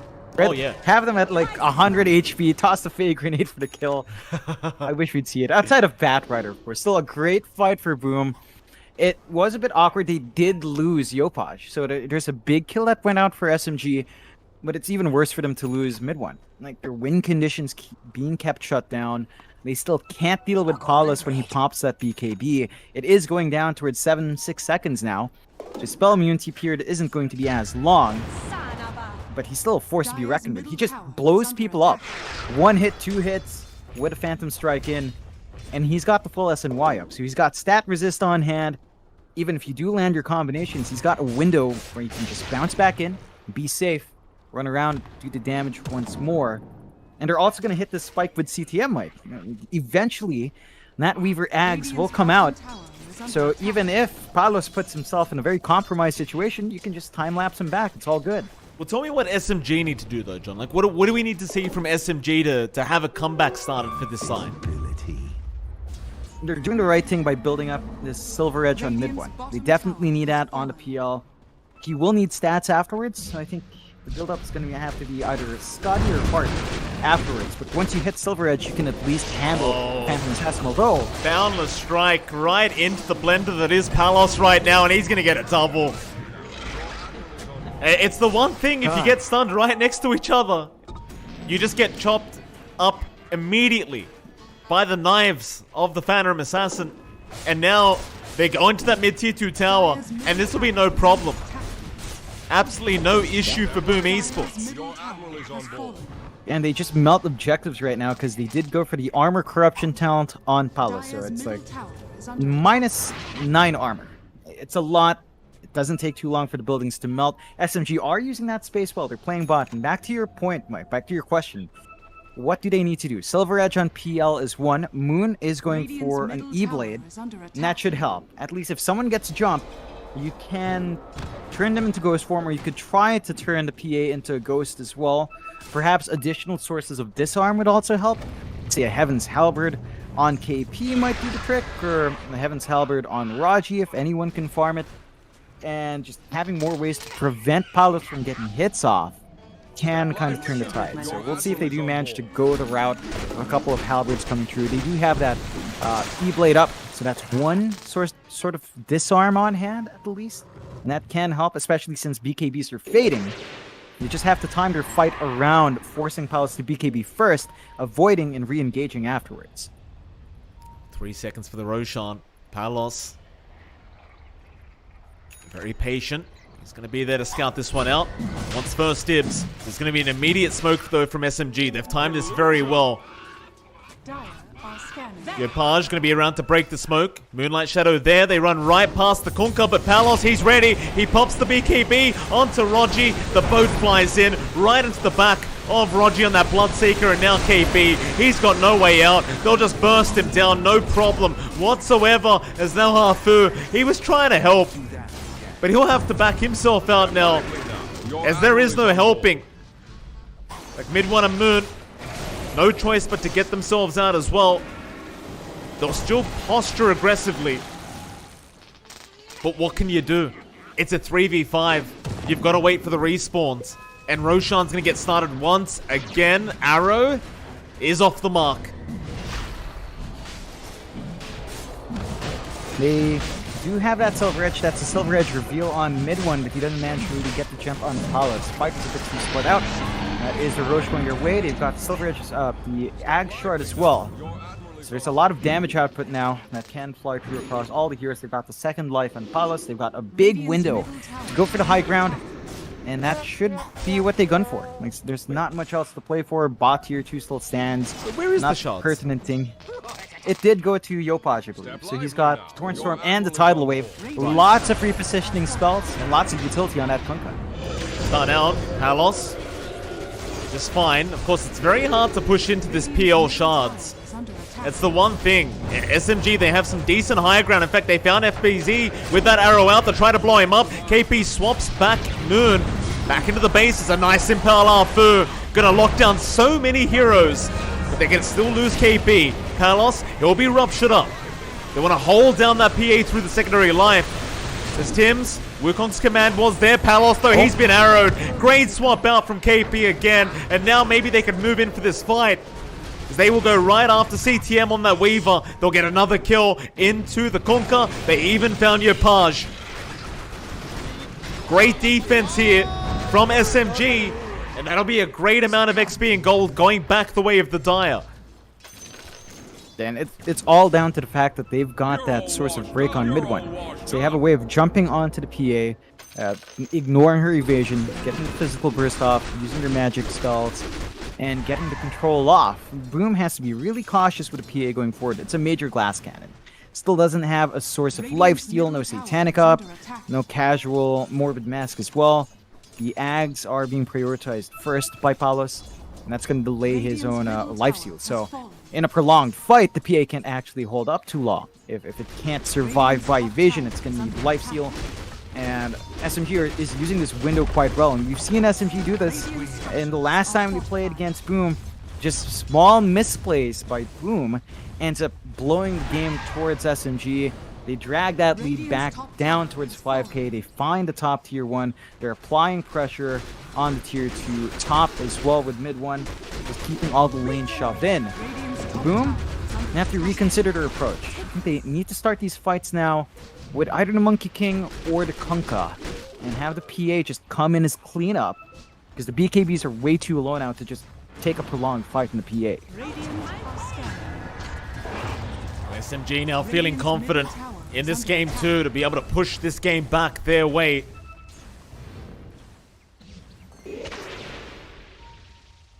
So posturing very aggressively, trying to take over the map. Boom Esports. Well, they are grouped up. They're going to go for a 5-man smoke.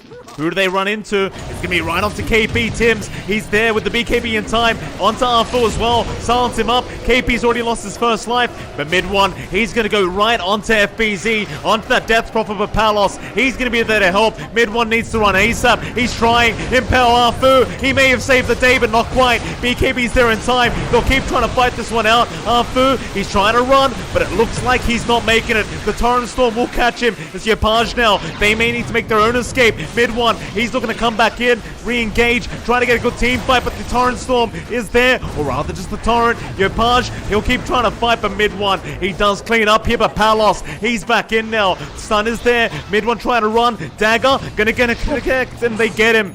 Palos, they'll try to back. In fact, never mind, he's back in. Moon and Rogi, they'll keep posturing. CTM, he'll tank the arrow. Ethereal, no, it's not enough. CTM will get the time-lapse off in time, as Moon now will be chased down by our Weaver. Spirit Vessel out, Dagger in, Yule Scepter. Is it going to be enough? It doesn't seem like it. They find another. Oh god, it looked pretty bad at first. Arachi? Well, CTM, he might go down here, and he does. Just walks a tile too far, tips her out immediately.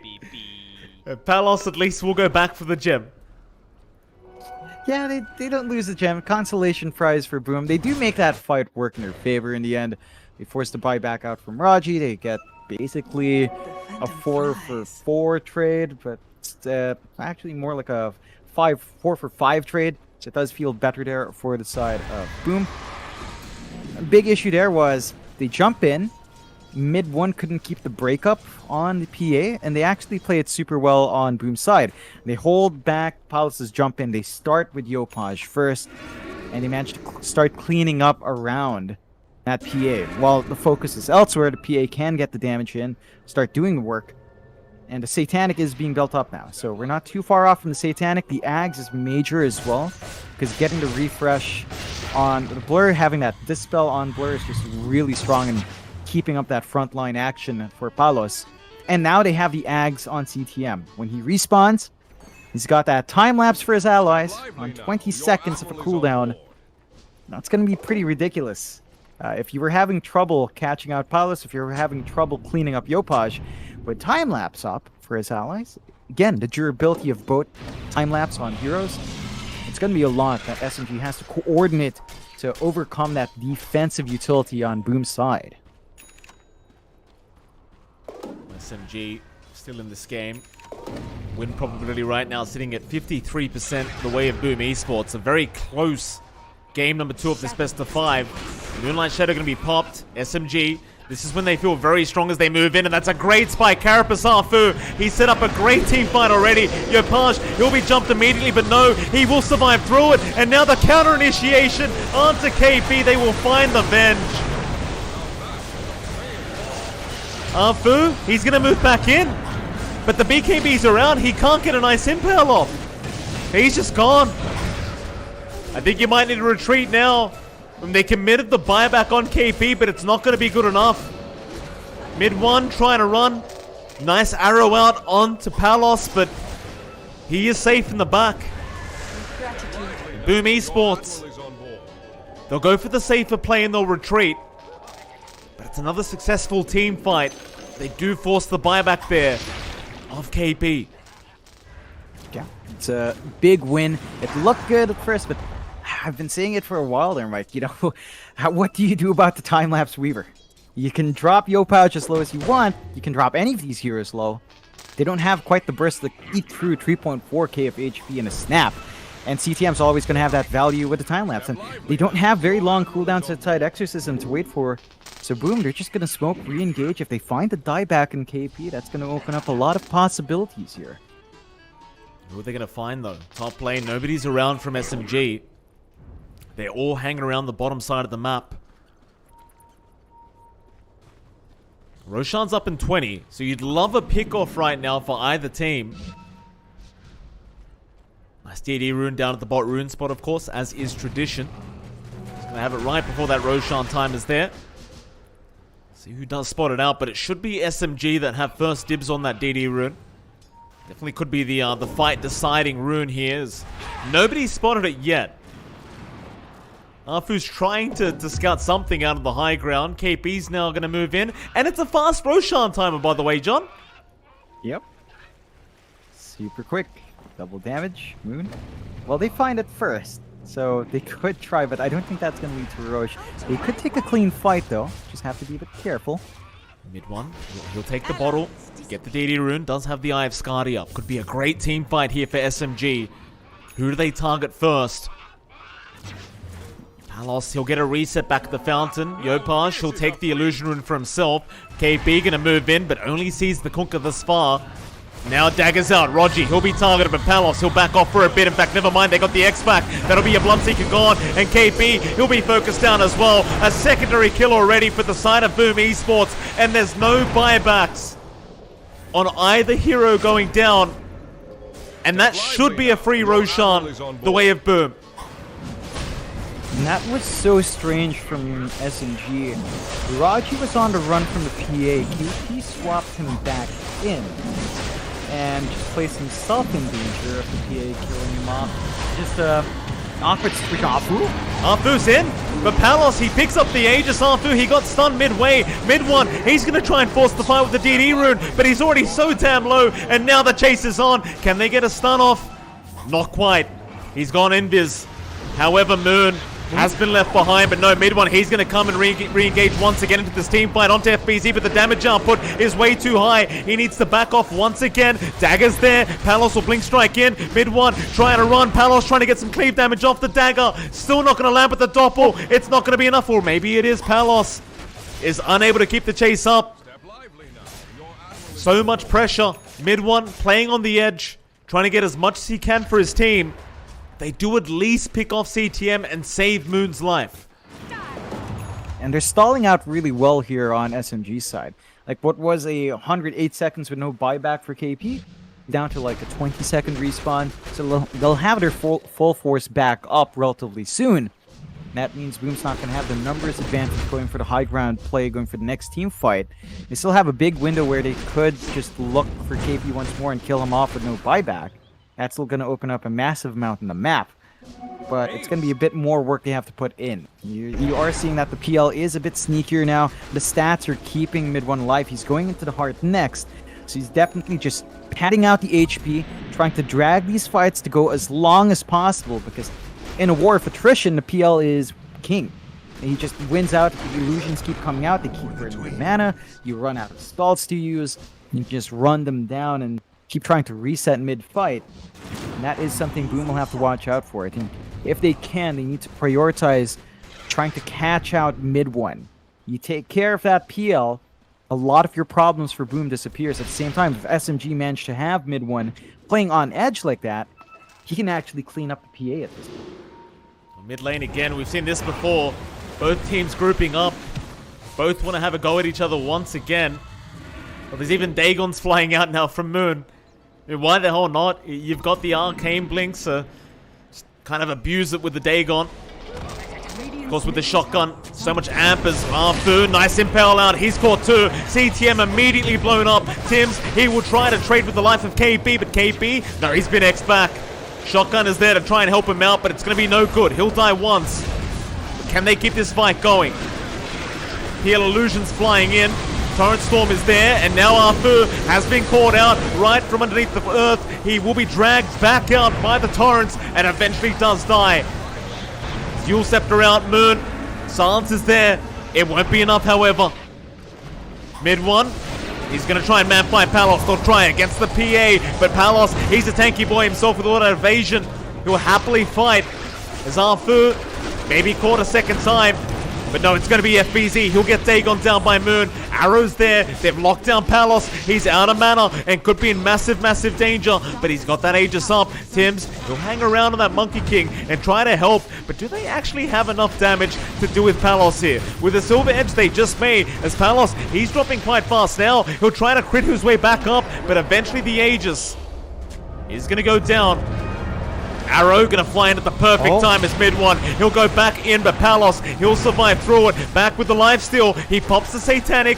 Back up to full HP. Mid one, still around. Invis is there, but FBZ now. He's rejoined the team fight. Mid one needs to run ASAP. The dust is there, the shivers. It won't connect, but it won't matter. The Torrent Storm into the boat, but no, the Doppel. Mid one, he's still running, but can he do it? It doesn't seem like it. He's almost there to the next Doppelganger, but no, it's not quite enough. Oh, he tried so hard. He got so far, but John, in the end, it doesn't even matter. It just doesn't. As a Boundless Strike is out. Moon's been caught. And eventually, he'll go down. As an immediate smoke is there from Boom Esports. They might try to force buybacks on the high ground. Yeah, they had to work double time to get those kills. And SMG are showing them that it's not going to be as simple. In a very long, drawn-out fight, mid one has a lot to offer on that PL. And he's actually switching his items out. He's not going for Satanic. He realizes the downtime period, waiting for the Silver Edge to go off cooldown to get another break, it's too long. So he's trying to go for the MKB. The Illusions do pick up the True Strike, or the increased hit chance, but they don't get the bonus damage. So your Illusions don't benefit that much. At least you'll get constant hits on Palos. We'll see if it will benefit him if he can reach that mark. Buyback or force that. Nice Rupture Swap. Palos, he just gets destroyed. They just zap him to death, and now CTM's gone. BKB TP's out. And I suppose that's the one high ground player you can rely on, even without mid one being alive, is that swap Rupture into the shotgun Dagon. Yeah, it's always scaling damage because of how Rupture works, right? So it's pure damage. The movement out will always lead to the same amount of HP being lost. And Palos has to respect that. He does get caught off guard, punished for it. High ground holds for SMG. And the MKB is bought out by mid one. Well, so PL MKB, not something you see too often up against the PA. They just need to constantly hit Palos. They understand that. They're seeing the shortcomings of the PA. The fights are taking longer. The BKB doesn't last long enough. And he can get kited around. I think SUV is starting to build up against the PA. And perhaps it's Boom losing out on their timing. This game's starting to drag on. We're hitting the 50-minute mark soon. And SMG, they have a lot of room to grow still. The Mirana can still itemize for right-click down the line. Is saving up for the Wind Waker, so that Cyclone save is going to be a massive nuisance for Boom in the middle of these fights. And they just got to watch themselves as the Dagons also start piling up. With that Arcane Blink, like that lower cooldown Dagon's actually pretty ridiculous. It's level 5 Dagon up now. Very, very scary stuff here from Moon. Just so much burst potential. And that BKB just means everything here for Palos. The Satanic does also help with that Dispel, but kind of hard to time that right. Step lively now. So there's actually another DD rune at the top rune spot. SMG, unluckily, have not scattered it out. And the Courier's barely going to miss out on giving the vision over. And now, boom, they're going to smoke up again. 5-man smoke. Step lively. However, Moon has now seen the DD. Radiant's top tower is He'll take it himself. There's not enough time to save it for mid one. Jump in. Who have they got? It's going to be Palos immediately onto the bench. Torrent is going to be nice as well. Right into the boat onto 2, but no. They avoid it immediately. KP, he is still alive on the bench, but eventually will drop here to FBZ. Still has the remnant to play with. Can they find more? The wraparound SMG.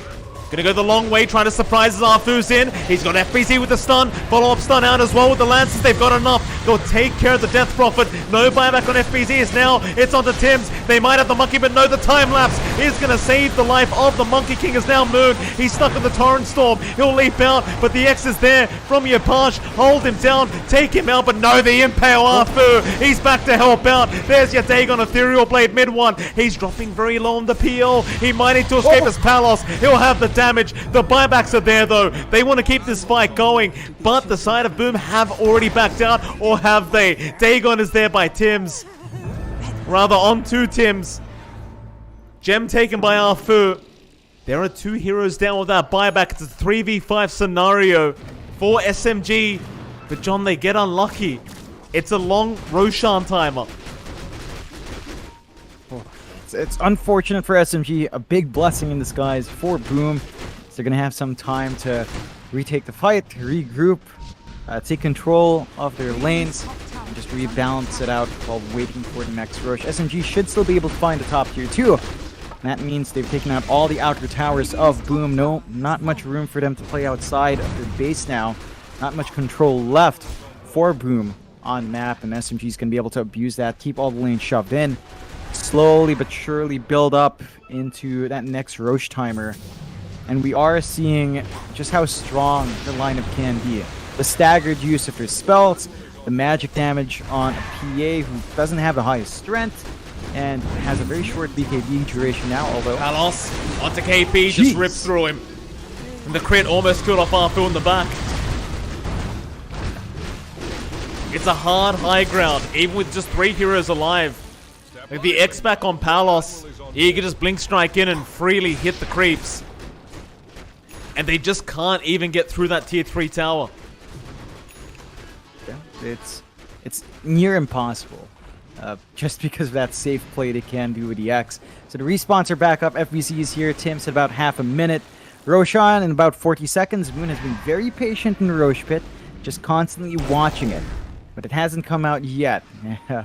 He should be able to get the next fight there, but KP's not going to be up for a minute 20.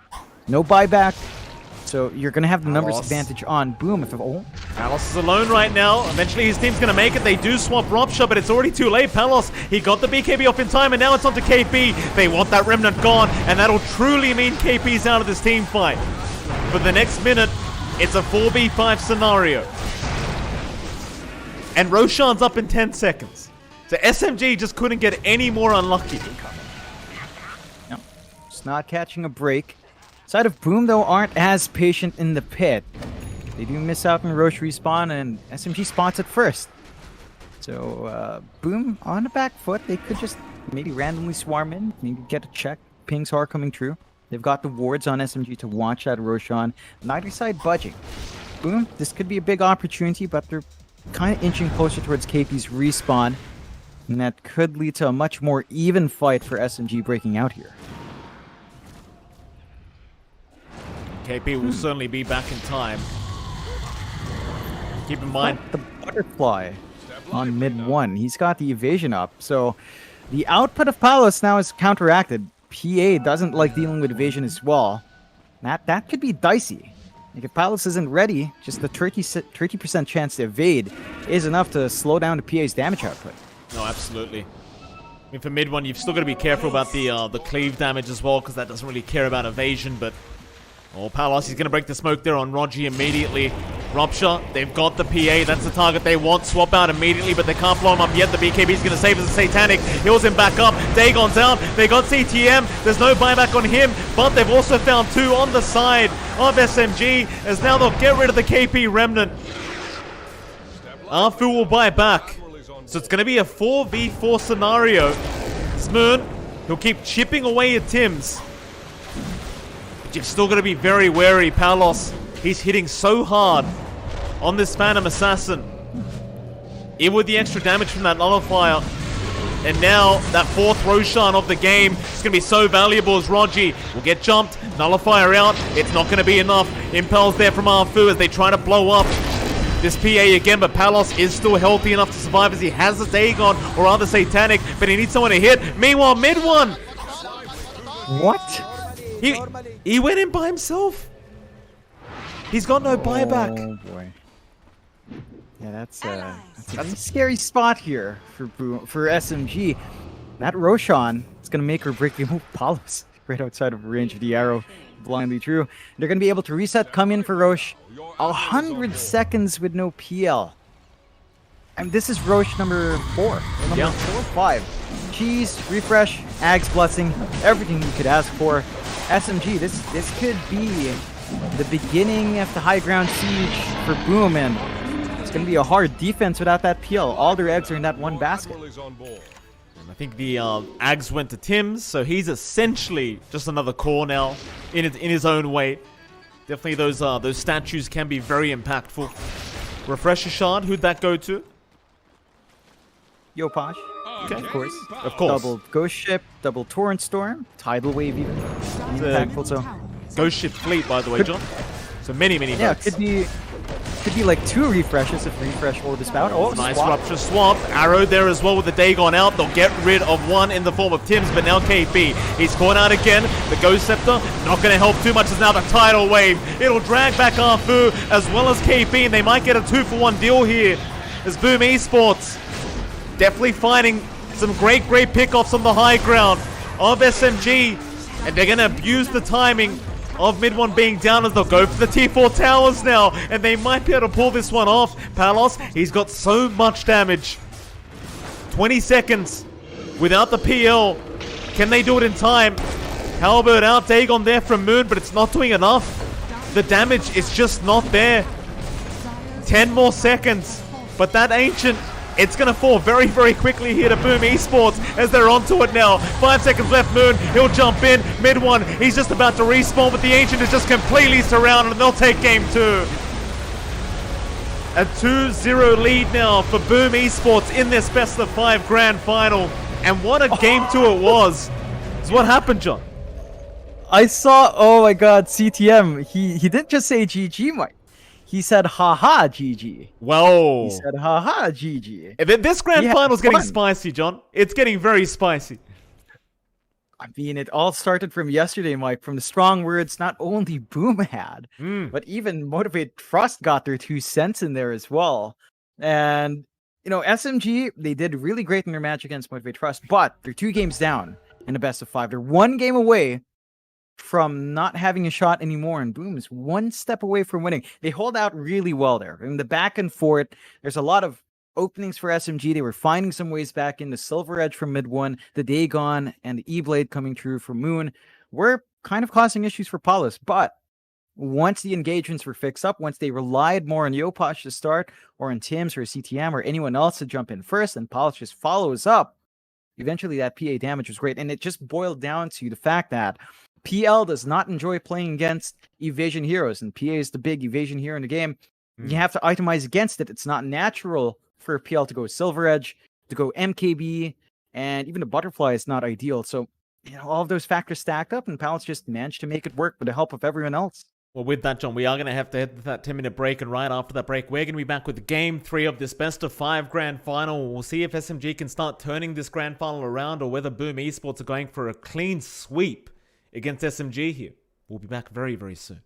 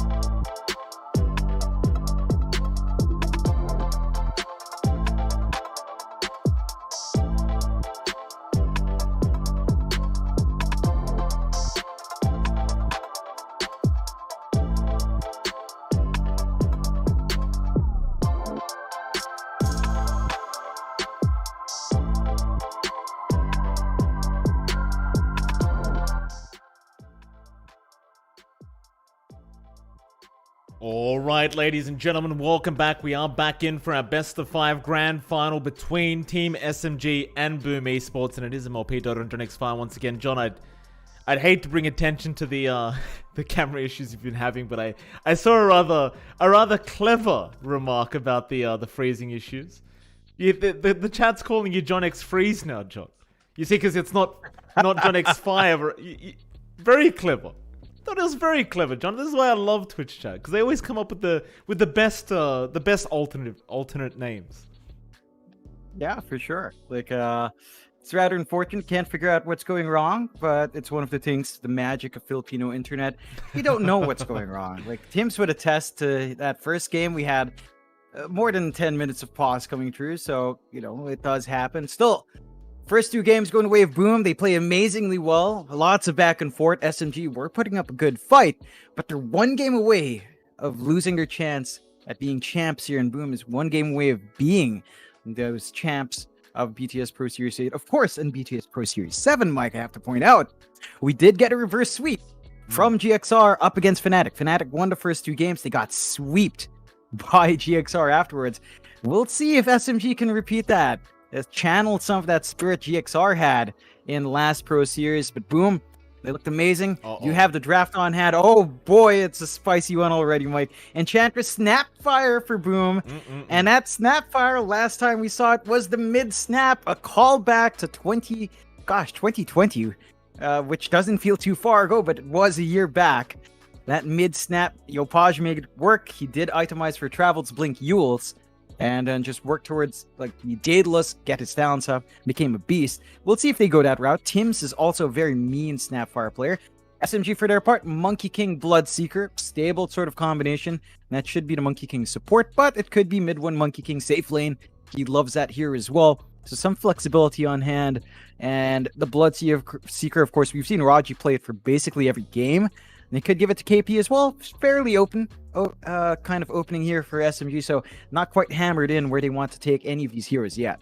No, certainly not. I mean, the Snapfire pick, it might be the mid lane Snapfire, but we also know Tims does enjoy playing the hero quite a bit himself, so wouldn't be too surprised to just see it thrown into the support role either. Back to SMG though. Unsurprisingly, they go back for the Bloodseeker, so that'd probably be the +5 Bloodseeker for Raji. The Monkey King, however. Take a guess, John. Is it mid 1 or is it Arfu? For SMG, I feel like they prefer it on mid 1. Like they have had a lot of success with mid 1 playing a very aggressive Monkey King pause 1. But they have not really done that recently. On support, it has felt a lot more impactful. So we'll see if they do manage to get that going. Of course, what I do know here, Mike, is that we are sponsored by N1Bet. Thank you to our sponsor, N1Bet. Deposit with digital wallets and crypto and bet on the Pro Series 8 matches. This last set of matches with N1Bet. Enter the code BTS DOTA on bts.gg/N1Bet and get an exclusive bonus without any wagers. So thanks to them for sponsoring the tournament. Get in on the action if you want.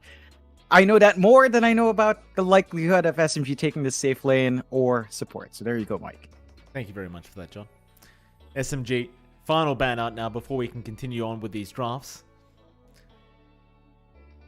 Get rid of the Invoker, so just making sure that they're not playing some mind games here with the Snapfire, and they don't want to have to deal with the Yopaj Invoker, which is absolutely fair enough. SMG, yet to find a win in this grand final thus far.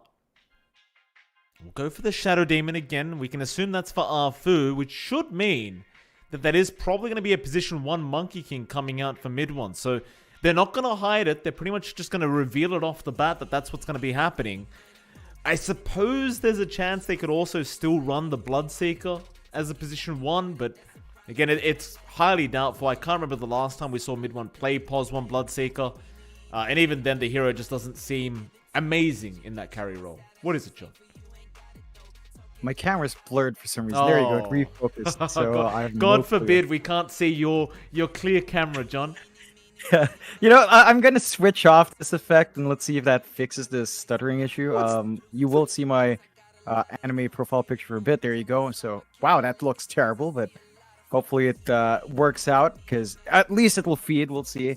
As the Batrider does come through here for Boom now as well. So they've got flexibility. This could be FBZ's hero. Like, we have seen FBZ take that in the past. We just haven't seen it recently because it's been mainly mid hero. So it's still flex with Yopaj, whether or not you want snap or say that Bat Rudder is still fairly open. Of course, it really depends on what they want. I feel like SMG has a good answer with the Shadow Demon. So they've got Disruption to save already. It's not as difficult for them to kind of deal with a lasso. They have some way of breaking it off, and that can complicate things just a bit here for Boom in terms of getting that initiation with the lasso. Yeah, no, absolutely. FBZ loves that offlane Bat Rider. We've seen it many, many times from the man. By the way, John, it does appear that turning off the effects apparently has fixed your camera. So there you go. Unfortunately, it has made it so your camera now looks like it's from the 90s. But that's all right, John. Yep. It's a good throwback at least. Yeah, it's a good look with a retro shirt. You know, I'm rocking it. I'll see if I can fix that up. Don't worry, we can. No. I will work my magic in the background. No, I'm very happy having the superior camera for once, John. Please just leave it the way it is. Buzz off, Mike. Buzz off. Team SMG, 4th pickup for themselves. 2 more cores to be picked up. Maybe not. They'll go for the Abaddon pickup. Offlane Abaddon? Offlane Bloodseeker? Is that what we're looking at, John? They could... For KP? Probably the Bloodseeker. I think we've seen him take that on the offlane a little bit more. So Bloodseeker off, maybe the Pause 1 Monkey King for mid 1. Shadow Demon Abaddon supports. I say that, but we've also seen KP actually play the Abaddon beforehand as well. He has such a wide pool of heroes. So it's really hard to hammer in until we see the last pick. But I would prefer... I think I would prefer the Bloodseeker offlane. I think there's more you can do with, say, a Bloodseeker Shadow Demon duo. Their Disruption to Blood Right's a really easy combination to do. You can harass out Palos, apply that pressure, keep going from there.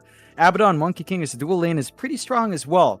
And once you have a couple of levels up on the Abaddon with the Aphotic Shield and Curse of Avernus, you can just run down, slow them up, Monkey King runs up, get some Jingu stacks going, and you can try to kill off the offlane as well. So lots of aggressive lanes coming out from SMG, and that should help them find a really strong grip in this match compared to their earlier starts in the first 2 games.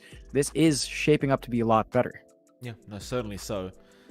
Does also reveal, I mean, going back to Boom Esports, it is probably going to be that mid-snap fight coming out for Yopaj, so we can kind of confirm that aspect of things for this draft. Very, very exciting stuff.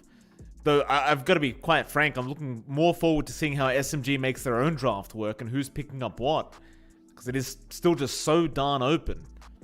I think the only thing that looks kind of obvious is the safe lane Monkey King, but even then, it's still up for debate who's going where.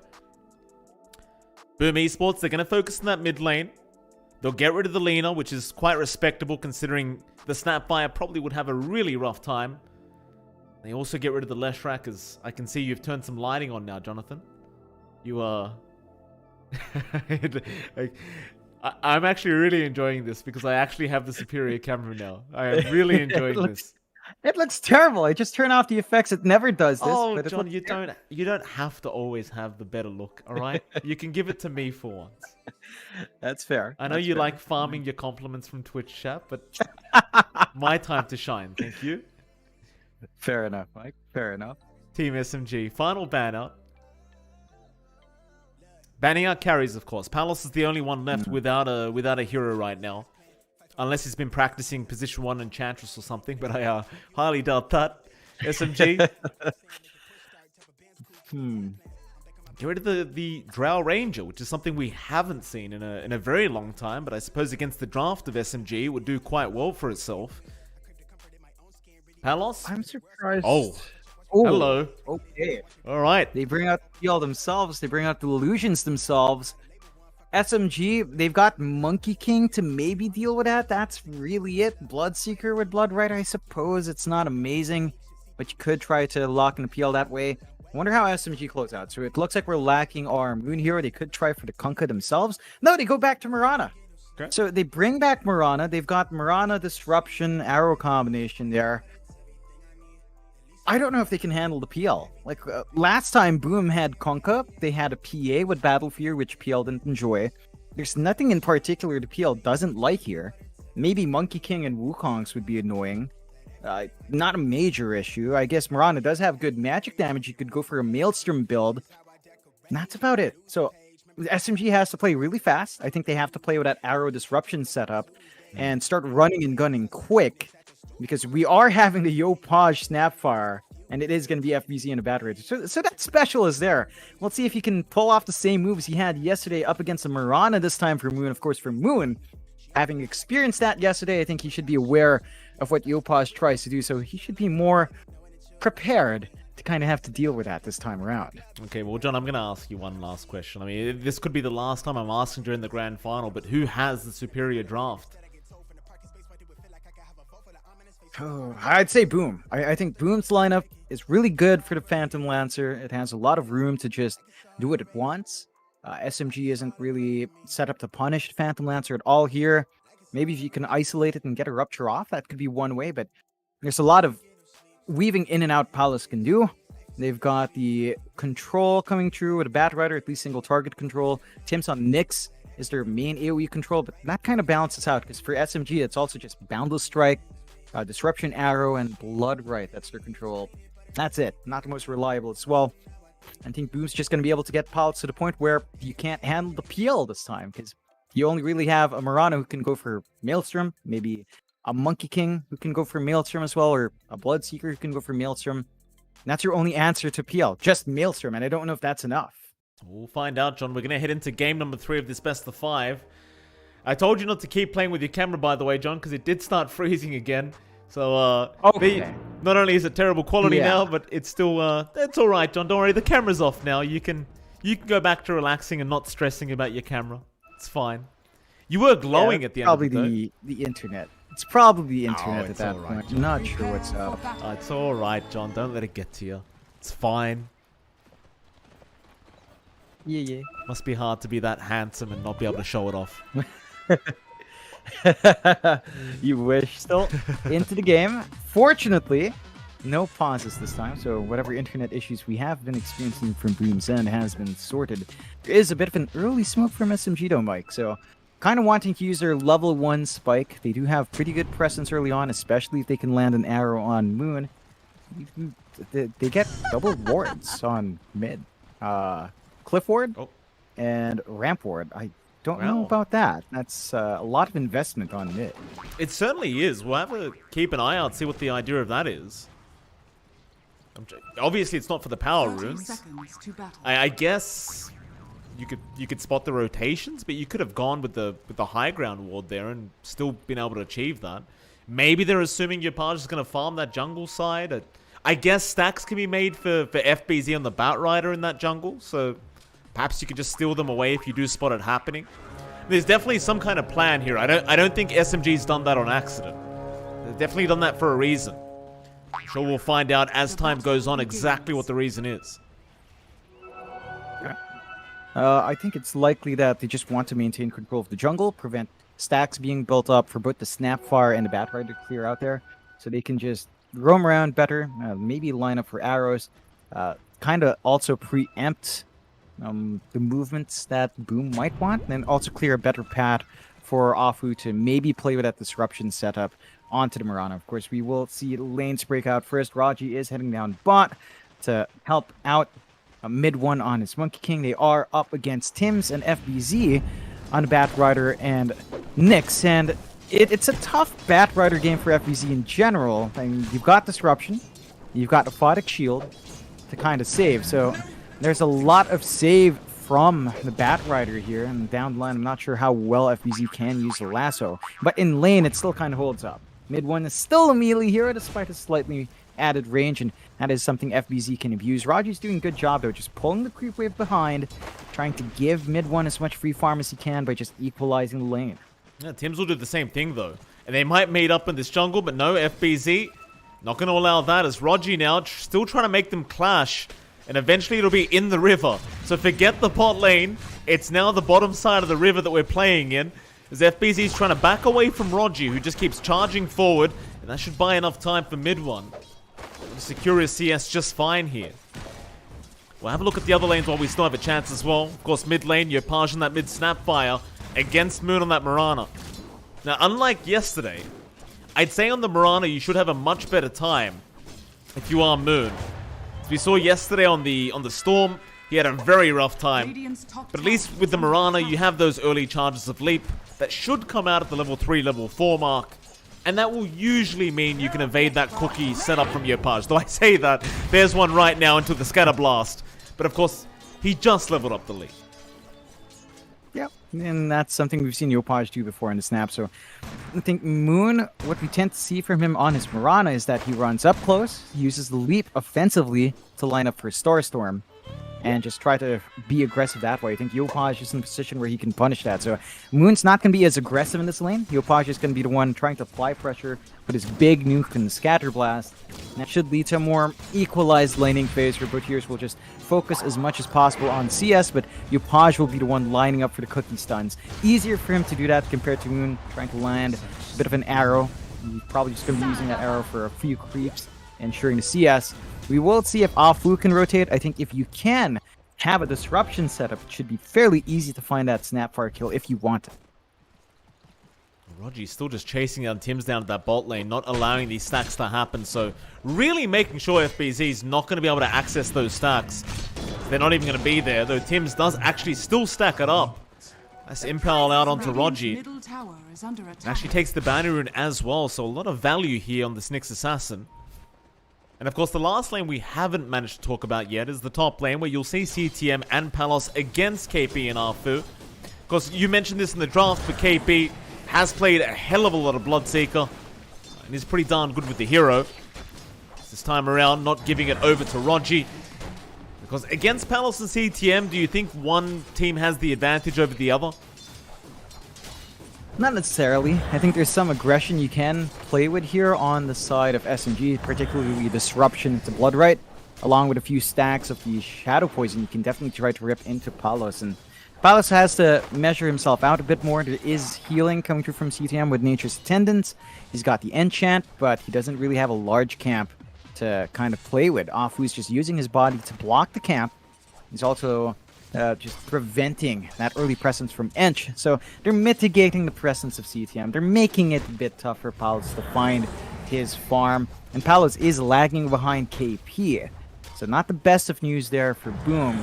SMG are off to a pretty good start in lane. No kills yet, but slight advantage in farm. They're controlling the lanes a lot better, and they should be able to hit their power spikes a bit quicker. CTM, that early Centaur out, trying to apply the pressure onto KP. Won't bother even throwing out the stunners. Afu, he actually gets the kill.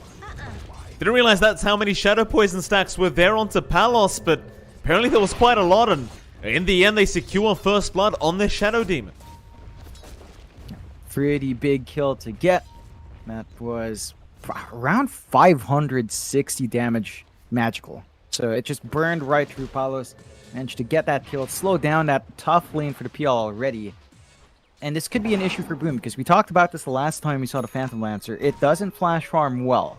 I think, for the most part, at the least, you're facing off against a Monkey King. Mid lane, John Moon. Quick TP up. Oh, he's just barely going to make it. I don't think that last glob connected, as the TP was there in time, and Moon, quick thinking, does get himself out of there. Yeah, it is giving Yopaj a little bit more space mid, but you don't give the kill. So Yopaj isn't going to be snowballing as hard. Still, he's got a lane under his complete control. He's ahead in CS. He's got the level advantage as well. And that should lead him to be able to hold his own here, as we do have the pause. Yopaj this time with the internet connection issues. I remember reading, again, that he was looking for a new network provider. Yeah. So I wonder if that has helped. Did he get Hopefully one? It has. I think he did. I think he switched over to the same one Gabby's using. Not going to name drop. Okay. Because I don't want to, sponsor them without getting my own share. Yopaj doesn't get to have all the fun. But yeah, he switched to the same network that Gabby's using. Okay. And Gabby wasn't very happy, so well, it is what it is. What do you do? Yeah, I know the feeling. To all the people out there in the Philippines suffering with the crappy internet, don't worry. About 10 years ago, that was us in Australia. Not so much anymore, but we know how it feels. It happens. At the least, you only have to worry about the spiders now, Mike. Still, SMG off to an early start. First blood on their hands. Less than 1k lead. Boom playing a slower game. I think they're playing a much more measured game. They just want to hit these farming spikes, want to hit the leveled spikes first. Not really force the issue out all too early on. Nice little gank there, though, from FB's onto FBZ from Rogi, and mid one is Moon. Mid lane, he's been caught out. So you lose FBZ down bot, but in the meantime, Moon ends up dropping, and Rogi, he was too busy down bot to help out Moon in the mid. Does eventually TP, but might just have to run all the way back to the fountain now. It's a pretty big kill for Boom to find. They are diving up Palos. FBZ is going to pop the Firefly. Palos, no, he's going to die. Arfu again. With that Shadow Poison damage, is going to have enough, and now Rupture out on FBZ to make sure he cannot pursue this support Shadow Demon. Arfu doing some fantastic work thus far. Yeah, they're just keeping FBZ at bay. This Bat Rider is going to, again, we talked about in the lane, but he has a tough game. 2 direct counters, 1 indirect counter with a Rupture on KP. It's so hard to just look for an opportunity to build up, to run around and dominate the lane, and they're just keeping that aggression on Palos. Arfu, though, going to be targeted now. Palos doesn't actually get the kill. CTM does take it with the Enchanted Creep. So, bonus gold going the way of the Enchantress, but I'm sure for Palos, he just feels good knowing Arfu's dead for the next 10 seconds. Definitely been a pretty big thorn in his side. Just buying that space for Palos does give him some leeway. Yopaj, solo smoke up top. They still want to play in this lane. Mortal Mosquito is up and immediately just pops it. Where are we going? Onto KP. No cookie setup necessary here. However, KP, he's going to survive through all the damage output. And in the end, perhaps they did need it. They just won't have enough globs connecting to actually get through KP's HB pool. Yeah, it's a bit optimistic. I don't think you really have the support on hand to secure that kill unless you use the enchant for slow. Moon.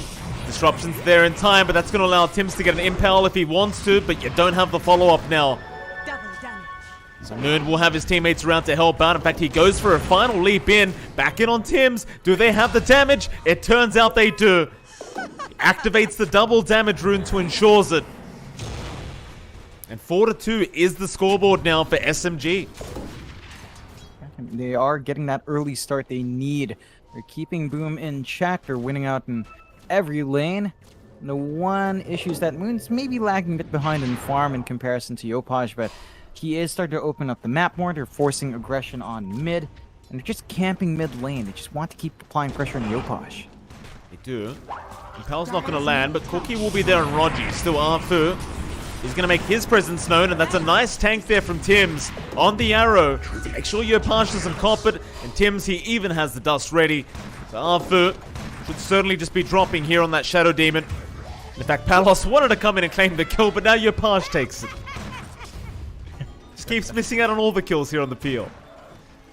Yeah, I can't fault him for trying to be cheeky and stealing something for himself, but he's got a lot of jungle space to play with. Still catching up nicely on that Phantom Lancer. Still behind though. Bottom of all the cores, right behind FBZ. Not a good spot to be in. And speaking of, FBZ just gets unceremoniously taken down once more. They're doing a great job down the spot lane here for SMG, John. Mid one, he's top of the net worth board, and he's found his first kill of the game. He's going for Battle Fury as well, Mike. We haven't seen that on Monkey Kings in a very, very, very long time. Not even from mid one. Mid one, last time we saw him play this was like Echo Saber Desolator. So the Battle Fury build-up, it will help dealing with illusions. Perhaps it is just to kind of have a handle on the Phantom Lancer, ensure that they have the wave clear to handle that hero. Fair enough. Why the hell not? Tims. Let's impel out onto Moon. Let's get the, well, it's not even the illusion route. Yopaj. Show back up in the mid lane. Does have the Mortimer's Kisses available. Trying to go after Moon with that cookie, but again, it's very hard to catch the Mirana. So in the end, he will have to just back out of there and maybe get a bit of a reset. It is a bit of a slower start to this game number 3. And KB, I suppose he could try to set up on CTM at this top lane with a Rupture, but hell, even then, with the Untouchable already up, CTM's level 7. Now, this man's just been farming jungle this whole time. He's hit the level 7 mark. There's this Pos 5 Enchantress. That's going to be problematic because you haven't got the greatest ways to actually kill him. Yeah, it's pretty ridiculous. CTM is way over leveled. He's even ahead of Tims, although he will try. Bloodright, Rupture out. He's going to try and heal up, and now the globs are coming in. Yopaj will be there to back up his teammate, but the arrow right on target from Moon will put an end to it. But they do not secure the kill onto CTM. He's going to be able to survive. Oh, no, he can't. Starfall is there, Arfu. He lands the last Shadow Poison to make it a 5-stack. And Moon cleans up with the Starfall. They get a very important kill on their side there for SMG. Important in the sense that it opens up the push up top. They managed to punish a bit of an over-leveled support, so that's a nice EXP bounce for Moon. And they can start getting on with push, although down mid. Yeah, Boundless Strike only connects on the Snapfire, but still mid one. Very, very strong at the moment. Is happy to keep this fight up as Tims now cooking forward. Yopaj wanted to get him to the low ground, but he turned the wrong way. And they should eventually have this Nyx Assassin kill, or maybe not. Spy Carapace was there in time, and well, the Primal Spring does nothing. It's a missed opportunity, but they do stave off in the mid push while they're getting that top tier 1 shoved in.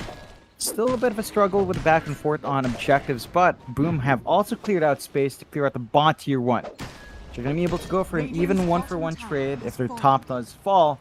That's more map space for Boom to play with, some space for FBZ to try and recover. He does have travels up on the Bat Rider, working towards Blink and 4-stat. So he just wants to be able to jump in, get the lasso off, and get control. The issue for FBZ is, who do you lasso first? Has to be the backline. Is it the Abaddon or the Shadow Demon? Even if you catch one of them, the other one can just cancel off the lasso anyway. So still have yet to see how well FBZ's impact in the Bat Rider can really be in this game, where he has like 2 counter picks on hand. CTM. Where are you going? Gonna see Arfu. Purge is out. They have the sentry for the Moonlight. In the end, CTM, he might be able to turn here. Arfu, it's raining fire again. He'll disrupt. I don't think it's going to help him for too long. Because in the end, Tims, he'll be the one to take the kill on the Nyx. It's that classic mistake of thinking you can deal with this Enchantress. But again, CTM is almost level 9 now. And with a Glimmer Cape up already, the Fluffy Hat as well. He is a very, very tanky boy. It's the Rupture up Yopaj instead. He's tanking through it as well. Glimmer Cape's there. It's not going to help too much. They should at least find KP though, but no. Yopaj is down, and now CTM. Maybe this time they can take him out, and they will. In fact, Tims, he joins the fray. They had the sentry down, but they won't have the follow-up dust. So he's going to make it out. Still a good set of kills coming out from SMG, again punishing Yopaj, keeping the side of Boom down, building up on their own momentum. The draft of SMG, we talked about it having to play a bit quicker. They are hitting those spikes early on, 8-4, 1k lead their way as they take complete control of the top jungle. We have yet to see Boom sort of play like a team here. They have been taking skirmishes as 2 or 3 heroes, but the rest of the time they're just trying to get farm on other cores. Palace is playing bot on the PL, does have the defusal up. So it's a slight power spike for the PL, but he doesn't have the stats to play with, and SMG are smoking into him. Yeah, I mean, Palos, he's been struggling. The Diffusal Blade not going to help him out if he does get disrupted.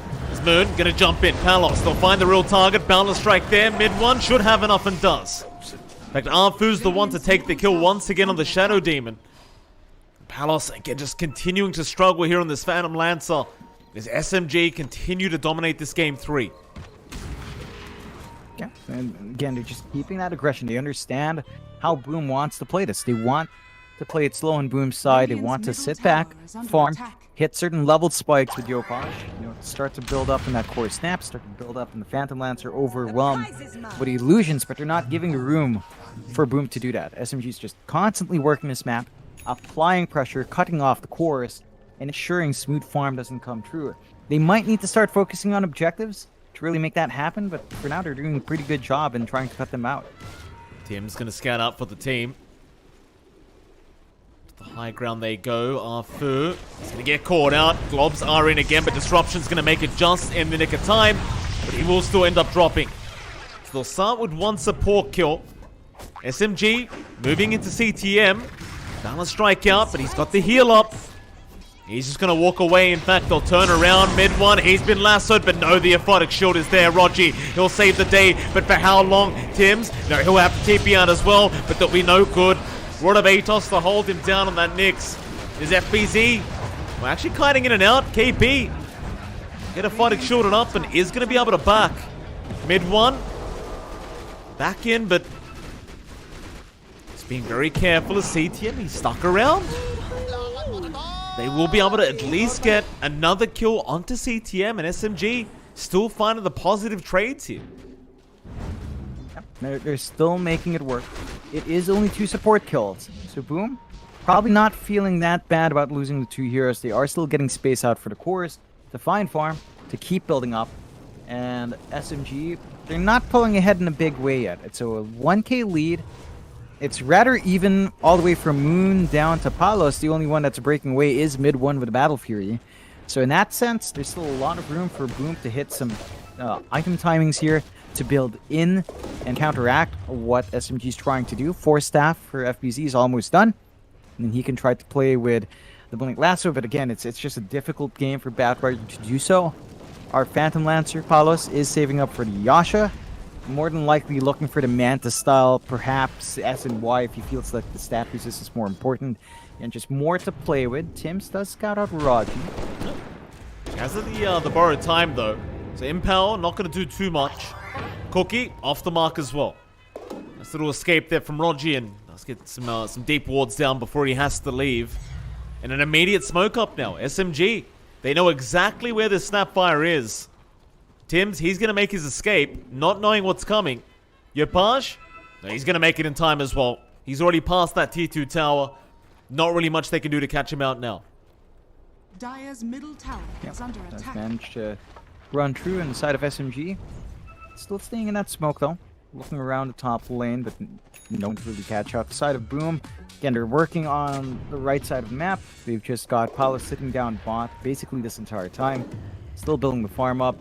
For SMG, I feel like this aggression is really good, but they need to start thinking about objectives. Mid-tier 1 still standing is a bit of an issue. It makes it a bit hard to control the top jungle. After that mid-tier 1, I think the tier 2 top has to be lined up, and then you can really take control of top jungle, take control of Roshan, cut off Boom's economy, and go from there. But Boom, they're going to try something. They've got to smoke up themselves now. That they do. Counter smoke out, line being drawn through that Radiant jungle. Into the mid lane, Moon would be a great target if they can find it. There's your lasso out. Rogi, he wasn't ready for it. The aphotic shield's not there in time, and Moon's gone. Rupture is going to be used up on Tims. Mortimer's kisses as well expended here from Yopaj to try and protect his teammate. But eventually Tims is going to die. A 1-for-1. Certainly in the favor of Boom Esports, at least for now. But SMG looking for more, or maybe it's the other way around as KP gets jumped, and now mid one onto Yopaj for the jump away with the cookie mid one. He's losing a lot of HP. Palos is going to back out. It's FBZ now being targeted here by a Monkey King. Boundless strikeout. They might have the damage, but no, he outruns the Monkey. They can't kill him off. They're falling one by one here. SMG, they're going to drop. It's a full team wipe. The tips out from CTM. Oh boy. Boom make it work. They get an actual good initiation with a lasso. They manage to isolate Moon, get the big kill, and they just juke in and out. For SMG, this kind of boils back to an issue we pointed out in Draft Mike. The control issue. They have Boundless Strike, they have Blood Right to an extent, they have Disruption Arrow. They don't have the best hold for wide AoE spells, they don't have the best ways of locking in something like the Phantom Lancer. So if he manages to zip in and out, and even a Batrider as well, if he manages to abuse his flying movement, you can't really keep him down. Like, the options for SMG are just not there, and until maybe something like an Atos comes true, and is already one in KP, it's just difficult for them to get AoE control. Like, Boundless Strike is it. And it's not a particularly long stun on Boundless as well. So I think if Boom can abuse that lack of control, just constantly weave in and out, they can really start wheeling this game back more. CTM, he's baiting in the mid lane, I think. He'll die in the mid, but look who they're going to catch out the top lane. It's all a distraction play here from CTM, and he's not even dead. Oh, he's not even dead. That's a real problem for SMG. I mean, oh boy, that's an issue. Bottom tower is under attack. Yep, it really is. You love to point it out, Mike. Untouchable. You can't press them down. They don't have the best magic damage as well in SMG if you think about it. They've got Rupture, they've got Shadow Poison stacks, they've got the Demonic Purge, but you don't really want to waste that in the support, so they have limited burst options to punish and an inch, and that's just where all the value is coming. They do catch FBZ out, though. Yeah, nice catch from KB. Purge is going to be there. They just really want to make sure they get this kill. FBC, he's not even moving. He knows he's dead. Because he was ruptured up, so he can't really move, but bot lane, mid one. They may have seen him jump through that tree line. Primal Spring in. Again, CTM probably is not the target you want to start with, but he's the only target they can see right now. Mortimer's Kisses are going to start flying in onto Arfu. Zone him out on the Shadow Demon as mid one. He tries to get to work, but who are you going to aim? Nobody's within that Wukong's command. He'll keep jumping through now onto Tim's, but again, he's just being juke and jived around. Bloodright's going to be there with the run of Atos. Cookie trying to help at Tim's. He'll just run his own way out as now Palos, he'll make his way back in onto KP, but again, he's just kiting in and out right now as the Impale is there, but mid one, he's still safe into the tree line. They are surrounded, they've got Palos. SMG, they do eventually get it done as they'll even find Tim's. Have they found a third? Well, CTM, of course, he's still around the area. And eventually, they'll get him. FBZ, he tried to help out. In fact, mid one, he wants more. Onto Yopash he goes, but the Cookie up to the high ground. No, the tree cut. Gonna stun him up through the BKB. Yopash, very quick thinking there. Does get himself out. Yeah, just heads up plays coming through here from the side of Boom. They still lose out in a lot, dropping Palos, dropping their two supports again. Network lead disappears, and SMG's on an equal playing field now. You still have mid one is number one in net worth by about 800 gold. The Monkey King is starting to show the effectiveness of that Battle Fury in terms of clearing out the Phantom Lancer, and I think Boom has to be careful about staggering these fights. They don't want to stream in one by one. You need to work it as a team, maximize their mobility, force SMG to almost fight in two areas. You know, split it up into a front and back line, and just abuse both sides with how slippery you are and the lack of control that SMG have. 16 to 11, that net worth swing just back and forth between these two teams. Mid lane Tim's in position. In fact, there's your lasso, but immediately the disruption's out. Rogi, Moon, BKB out. Nice boundless strike as well. Mid one, he locks down two. Run of Atos is there. They should have a second in the form of Tim's, and eventually they'll get it. Another nice couple pickups here to get this team fight started as Yopash. He doesn't have a way to run out. He's been ruptured. He might get KP, but it is going to cost him his own life. And now SMG, they've got that mid-tier 1 tower. They might be off to a very strong start to the mid-game.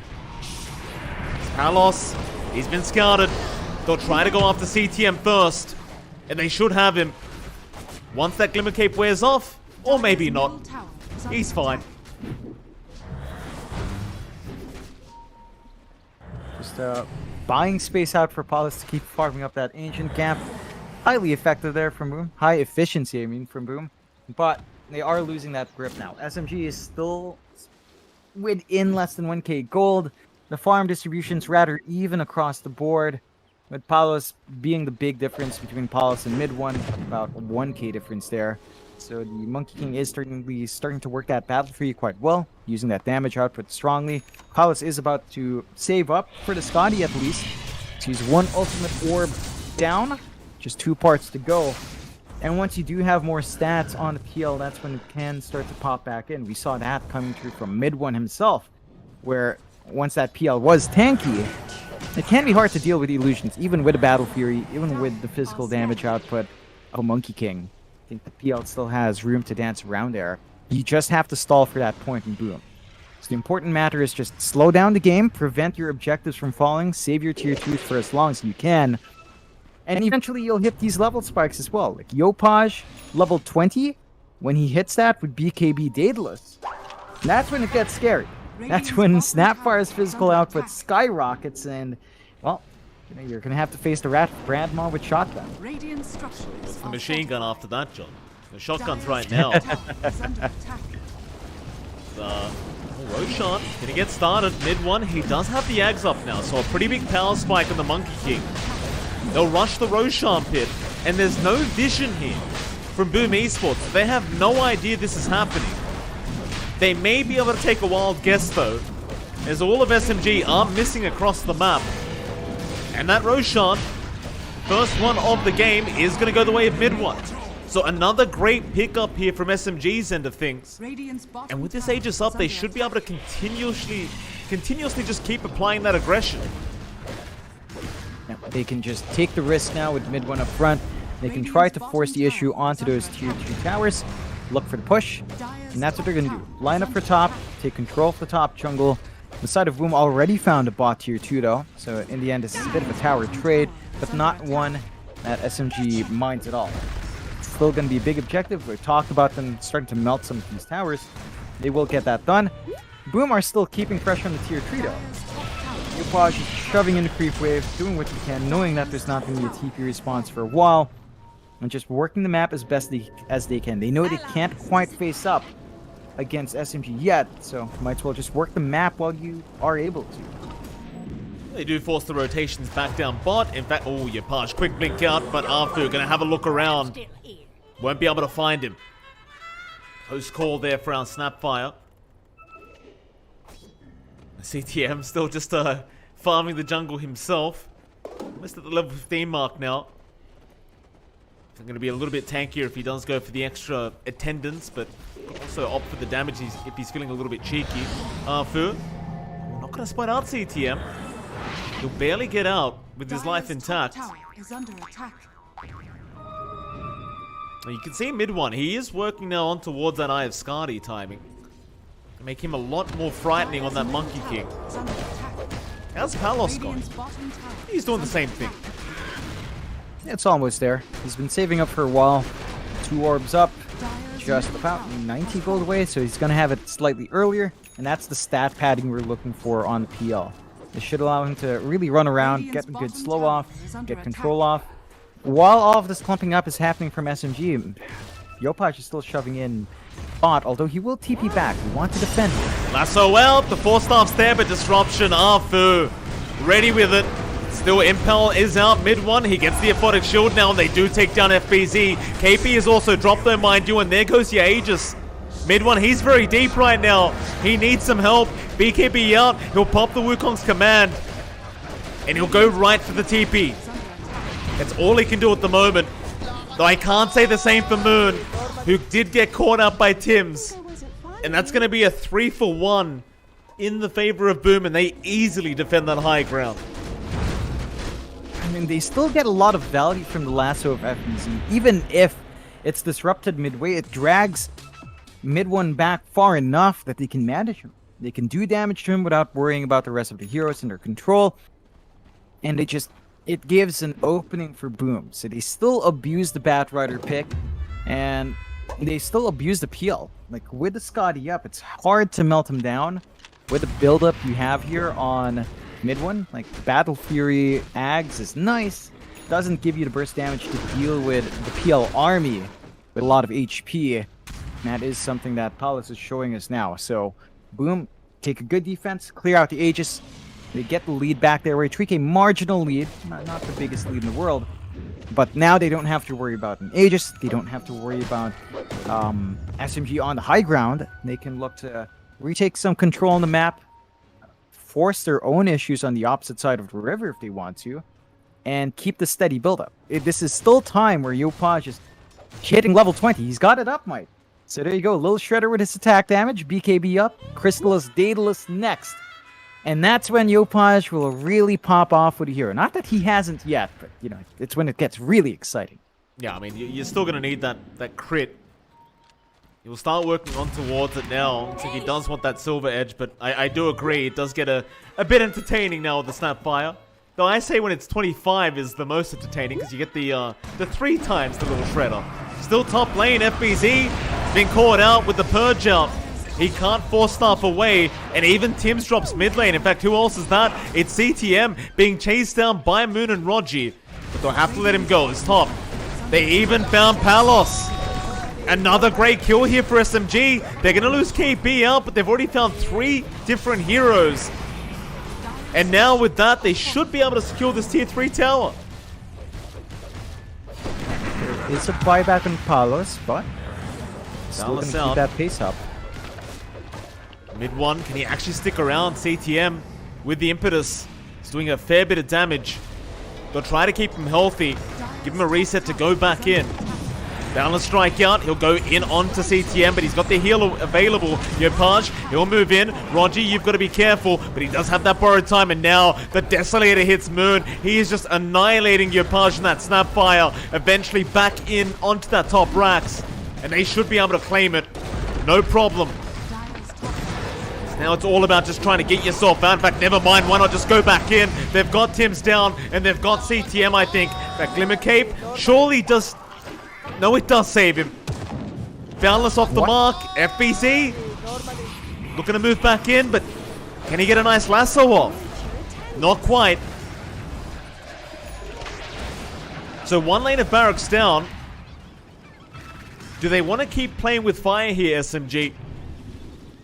Looks like the answer should be no. They play it safe. No reason to rush to high ground. They take the network lead their way. Less than 1k, not an amazing amount of gold, but it does set them up nicely. With 1 racks constantly shoving in, 1 lane constantly shoving in, Boom has to always keep an eye out on top. And you can see SMG, they've got really good aggressive wards on the high ground. Just watching the movements, watching the defenders coming through. They've even got the ramp ward as well, which is outside of sentry range. Very tricky spot to de-ward. That should allow them to sneak through if they want to. Still, speaking of sneaking around, Boom, they are smoked up. So they're going to try to make something happen. They don't have great forward vision, though. This is fairly blind if they do make a foray into the opposite side of the river. SMG. Moonlight Shadow is there. They will be under the guise of the invisibility from Moon. In the end, they will see KB farming a creep wave, so they know this is happening. Moonlight will wear off. Boom. They'll have their smoke wear off. They do have another on CTM if they want to go for a secondary smoke, but I suppose at this point it does seem fairly obvious. Of course, both teams right now are going to be playing for the next Roshan.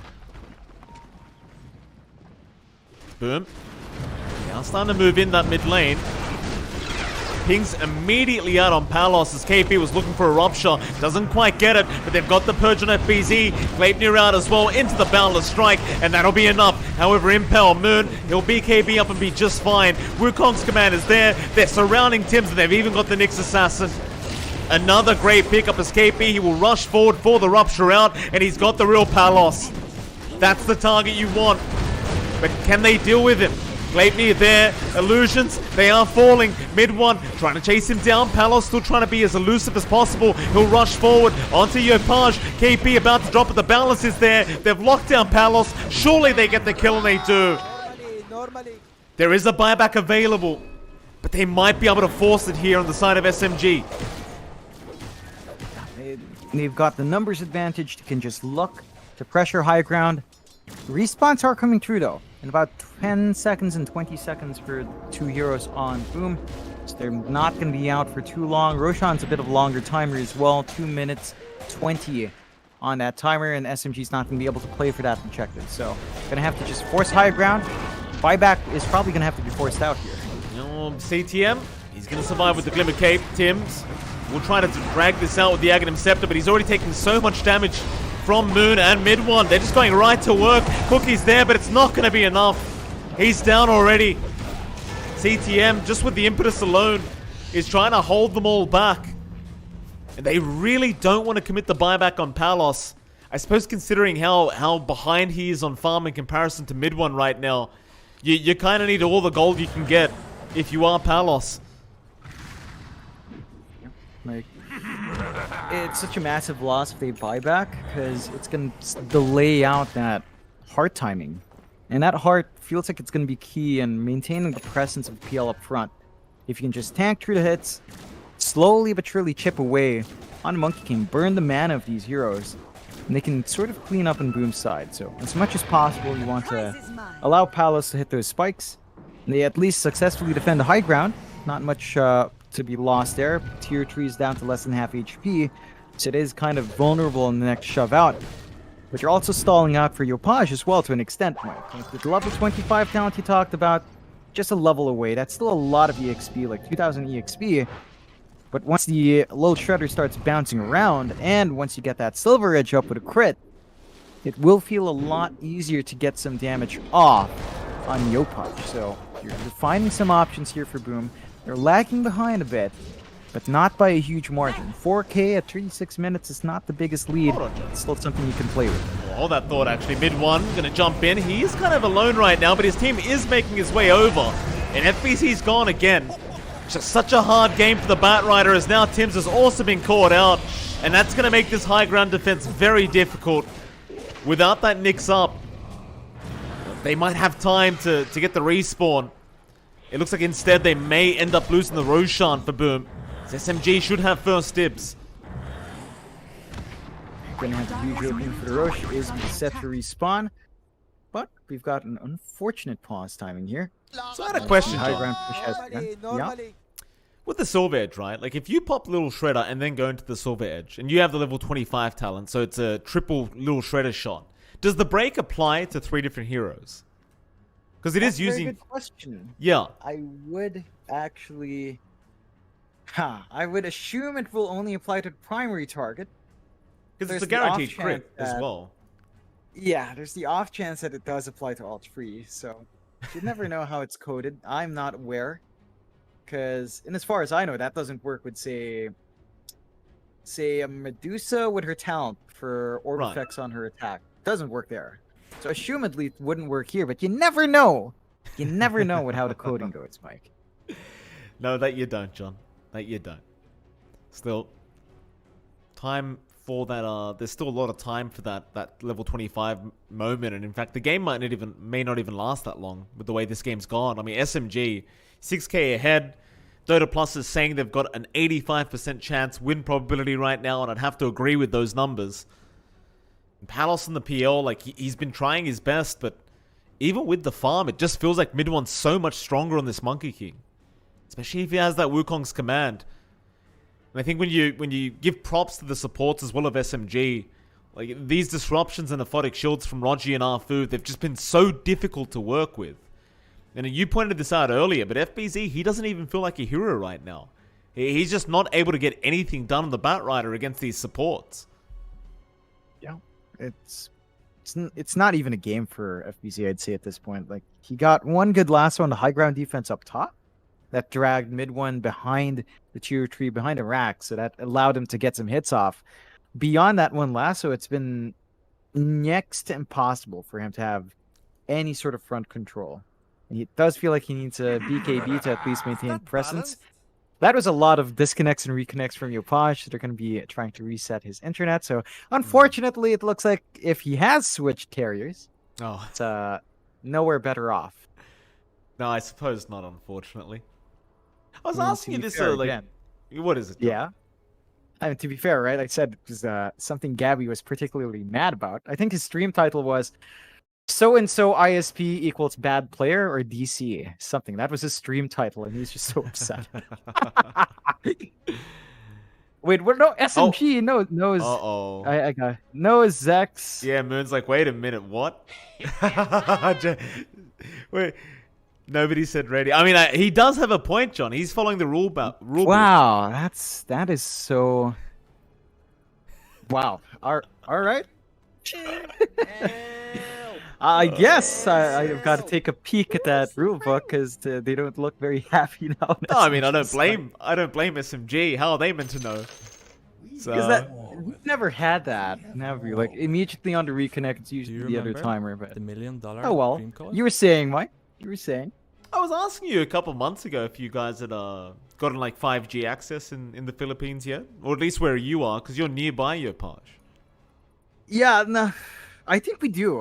My dad keeps hollering at me about buying a new SIM card, and just for him particularly, because he has like a lot of business calls, buying a 5G pocket Wi-Fi router, Right. and trying it out. So it is there. I believe we do have like the new ISP, the new telecom company is set up here, and we might be in 5G range because I'm literally right next to the mountain where a lot of the antennas are. Cool. So it should be good. Just haven't tested out. I don't know why. Yeah, maybe because we can't really go out and check the offices out, or my dad just forgets. It's either or. Right. But yeah, it's there. It's there. The Might be an reception option. should be good. I have a feeling in my body that the reception's good. Well, that might be an option for you too, Jonathan, considering your internet as well. I think you and your pa should have a chat about the 5G opportunities. It's been up and down. It's been Right. up and down, but honestly, casting to the phone has been okay. Although, yeah, it would be better if that was 5G. We'll see. We'll see. Yeah. I believe those pocket routers are still pretty expensive. The SIM itself is not, Right. but the routers, and that's a bit Grabe pricey. naman yun. Well, unfortunately, your Paj is still having some issues here for Boom Esports, so we'll wait and see how long this is going to take to sort out. Yeah, I mean, 5G, definitely some technology that might be very, very useful for these players very soon, considering the circumstances. Mind you, I mean, I guess if the pandemic comes to an end sooner rather than later, you'll be back in a team house anyway. So you won't really be too concerned about, your own home internet. Yeah, that does raise the question. Does that mean Boom's team house, will it be majority in Philippines? Because it's like 4 Filipino players. Will they have a HQ here? Or will they fly everyone out to maybe Jakarta or something?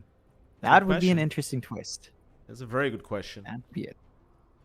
Honestly, I think, to be fair, it has to be in Indonesia.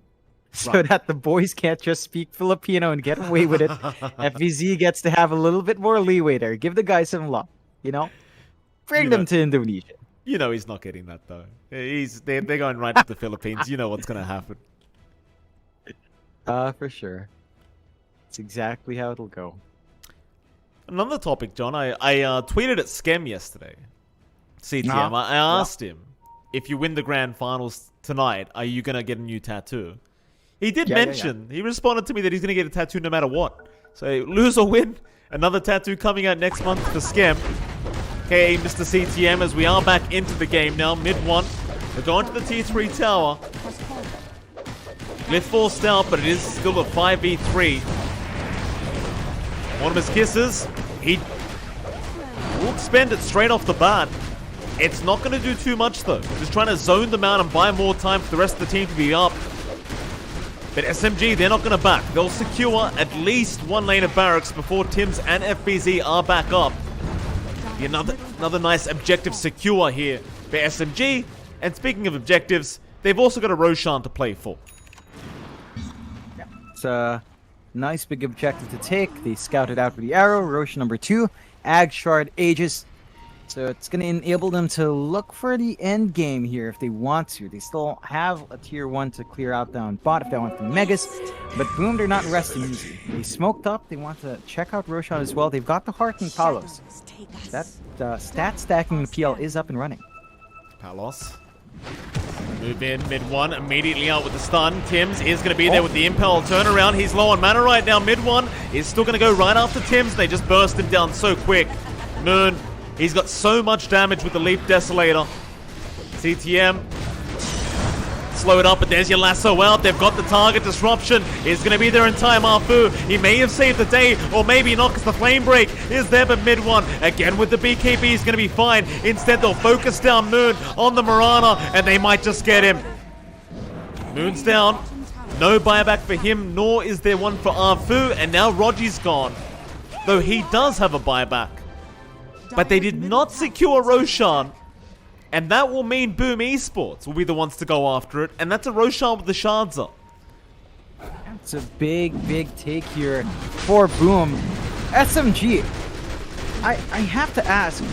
I don't know why mid one is feeling so confident running in with no mana. Like, if he doesn't get the Wukong's command off, it feels like they lack a lot of AoE control, and he didn't manage to use that spell. So that was a big opening for Boom. They get some good punishment in. Roshan going to be up for them now as well. Interested to see who they do give the shard to. Palos already has his. Perhaps he just hand it over to Yopaj for the Scatter Blast upgrade. And it does look like we'll go to Yopaj, so he's got that knockback, extra damage on the Scatter Blast. He also has his level 25 mic. So there's that 3 times little shredder. Just needs the Daedalus up to really have those big slapping hits. And that's when SMG might have dragged the game on for too long. They still have answers for these heroes.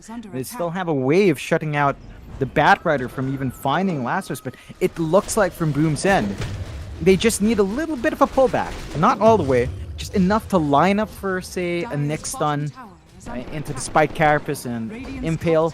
And that's enough. That's enough of a window for Boom to really melt them down. And these fights are taking a lot longer now. As we mentioned in the last few games of PL, Mike, a Phantom Lancer enjoys longer drawn-out fights because you always get more illusions, you burn out mana, they run out of spells, and just kill them by 1,000 cuts. Absolutely, Palos. Move in. T2 top tower. Gonna drop.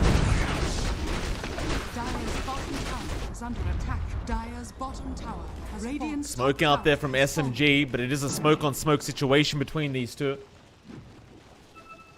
Radiant's top tower is under attack.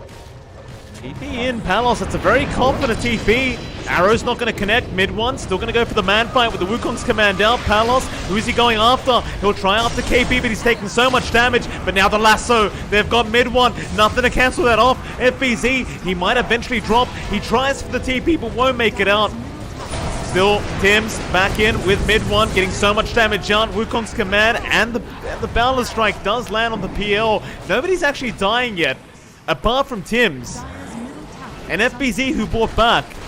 Arfu, he will eventually drop. It does turn out to be a very messy engagement. A 2-for-1 trade, though, in the favor of SMG. That's about all they're going to get, though. No core kills. But, well, I guess they got FBZ, but, you know, the Batrider really just doesn't have a game right now, so I can't even consider him a core at the moment. It's a fair assessment. I don't think it's the biggest deal now for FBZ to just kind of put his body forward, get a lasso, see what happens, try to see how far he can drag them back, and hope for the best. Boom, still hold onto the Aegis. Key thing now is to get more damage onto Palos. Looks like he will try to go for a Silver Edge himself. So trying to build up some invis, some way of sneaking in and out, and having that guaranteed crit is going to be helpful as well. Just have to see how long it takes him to farm up. He's got a pretty good amount of bank gold right now, so not too far off from that. Yeah. I think the big thing is Yopaj. It's still down to our snap to hit Daedalus timing. Damage output's not quite silly yet, but it will be once the Daedalus is up. Oh, absolutely. I mean, you might need more. Like, the stat gain of snap is 3.5 each, but it just doesn't feel like a lot of damage. 174 plus 84 isn't that big, and the crit just makes that nicer, but I'd say a bigger stick is needed here. Mid one, he's very deep right now. Gonna be alright, just trying to sneak his way in with the Moonlight Shadow. Cookie, Yopaj, this could be a bad time as mid one has caught him, but FBZ, he's there with the lasso. Yopaj, he got ruptured up, but he's gonna try and tip in, the bash comes out. KP's got him. He'll buy back on the Snapfire. Mid one, he may have gone too deep here, John. He's gonna Satanic soon, I hope. So the BKB has been popped. He does go for the life still, but Satanic is still there. He doesn't even need it. Tim's, he's down without buyback on that Nyx Assassin. And mid one, and Palos is gonna try and man fight here. Mortimer's Kiss is flying in mid one. He's out of mana, he's out of monkeys, and he is gonna go down. Eventually, the man fight pays off for the PL as FBZ still chasing down KP on the Bloodseeker. The Basher forcing the buyback out from Yopaj as they will eventually come back to get Rogi. But first hit bash from KP. Yeah, you gotta love that luck. And Yopaj, well, the buyback still kind of works. They prevent any sort of push. There are no objectives they lose. They managed to force the dieback on the Abaddon and find a big kill on the Monkey King as well. So they're keeping mid one down a bit longer. They prevent the high ground, and And they still have Aegis somehow. Like, Palos actually just didn't die. So he gets to keep that push down mid, find the last outer tower here, and Boom still have the opportunity to maybe even consider high ground. Look for a forced buyback. Is a bit risky, as if your Paj falls, that could be the end of the game, and the Aegis does expire. So you don't have the safety net of second life. They will try though. Moon, be careful, he'll leap away. Palos, he's onto that tier 3 tower now. Gleipnir, help out a little bit in clearing out those illusions. Mid one, he doesn't want to commit the buyback yet. Only 20 seconds left. And if he only loses a tier 3 tower, it's not too big of a deal. That'll be gone. Palos, he'll keep moving forward. He wants the full racks taken. In fact, they could try and force a team fight here if they're feeling really cheeky. But mid one's going to be up in 4. They are still going to be lacking Rogi. But it might be enough for Boom Esports to pay respect to SMG and back out. Even with the 4v5. But they're waiting around. FBZ hoping for a really nice lasso on the Batrider. The split shot arrows going to be quite painful in the middle of a team fight. FBZ's popped the Firefly. You'd love to catch Moon right now, but he's got the backup of Arfu and Rogi. Very, very soon. And in the end, Boom, they'll TP out, they'll disengage. And quite frankly, just finding 1 Rax with the way this game's been going is probably great news for them. It's a sign of life. They get to equalize just one lane a little bit better. They have 1 lane less to worry about if it does shove in. Managed to stall out long enough that they do get the Silver Edge up on Palos.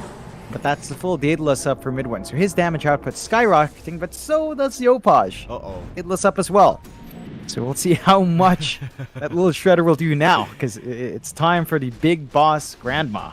Uh-oh, this could be scary. We'll see. Shout out to Brian and Jeff, by the way, who are watching the grand finals right now. Just got a cheeky little message, John. You know the Brian I'm talking about, Brian Ocampo. Oh, yes, of course. Yeah. Shout out to him. Yeah. Shout out to everyone watching, by the way. Love you guys. Smoke up, Boom Esports. Big 5-man smoke up. In the mid lane, SMG. Under the guise of that Moonlight Shadow. The mid one, trying to bait forward the side of Boom Esports. Could be a very risky maneuver. Palos is trying to close the gap here on that PL. Ninja gear and everything up. He's going to move in. Arfu, no, quick blink away. Can't afford to die on that Shadow Demon right now as mid one. Going to get jumped on, or in fact, he's doing the jumping. Onto Palos he goes. He'd love to get that PL, but they are not going to allow it. Palos is out. Mid one's still very confident with his position. Radiant are scanning. And it looks like Boom Esports, they're going to disengage and find a better way into this fight. But it's an immediate smoke up and a rush forward here from SMG onto CTM, and that's a great boundless strike. It crits as well. Tim's is in trouble. They're both going to drop on the supports. It's now Palos. He's a sitting duck and he's gone. He'll have buyback, and so will Tim's, but not CTM. I think this Enchantress is not a big issue, so at least you have the buyback on the 2 big heroes that need to be there for the defense. You absolutely need Tim's for the burrow and the control, and SMG realizes this is a big opening, which is going to for tier 4s. Yeah.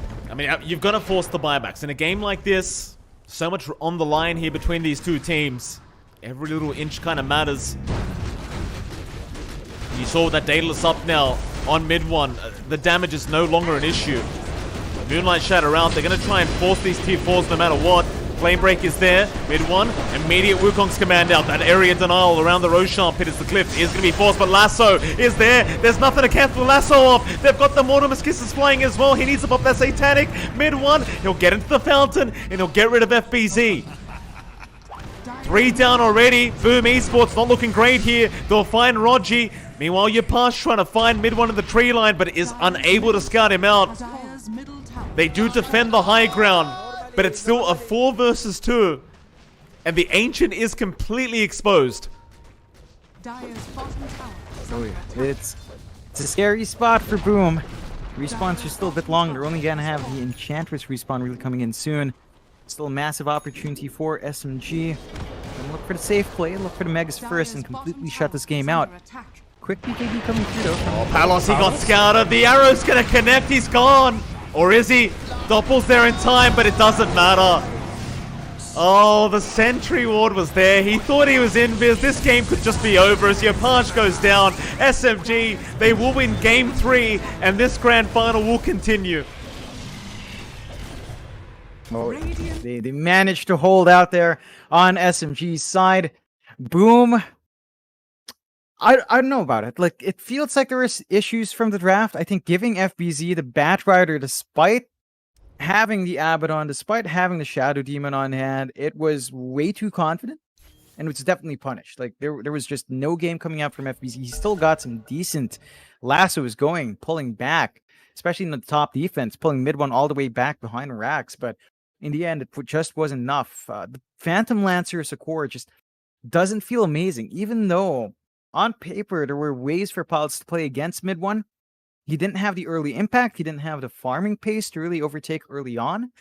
And it just couldn't keep up. So I think for both sides, they might have to look away from the Phantom Lancer, even if it does look like it could be a decent game, and run for there. But SMG, great job bouncing back in. They will force a game number 4 at the least. Thankfully, too. I hate clean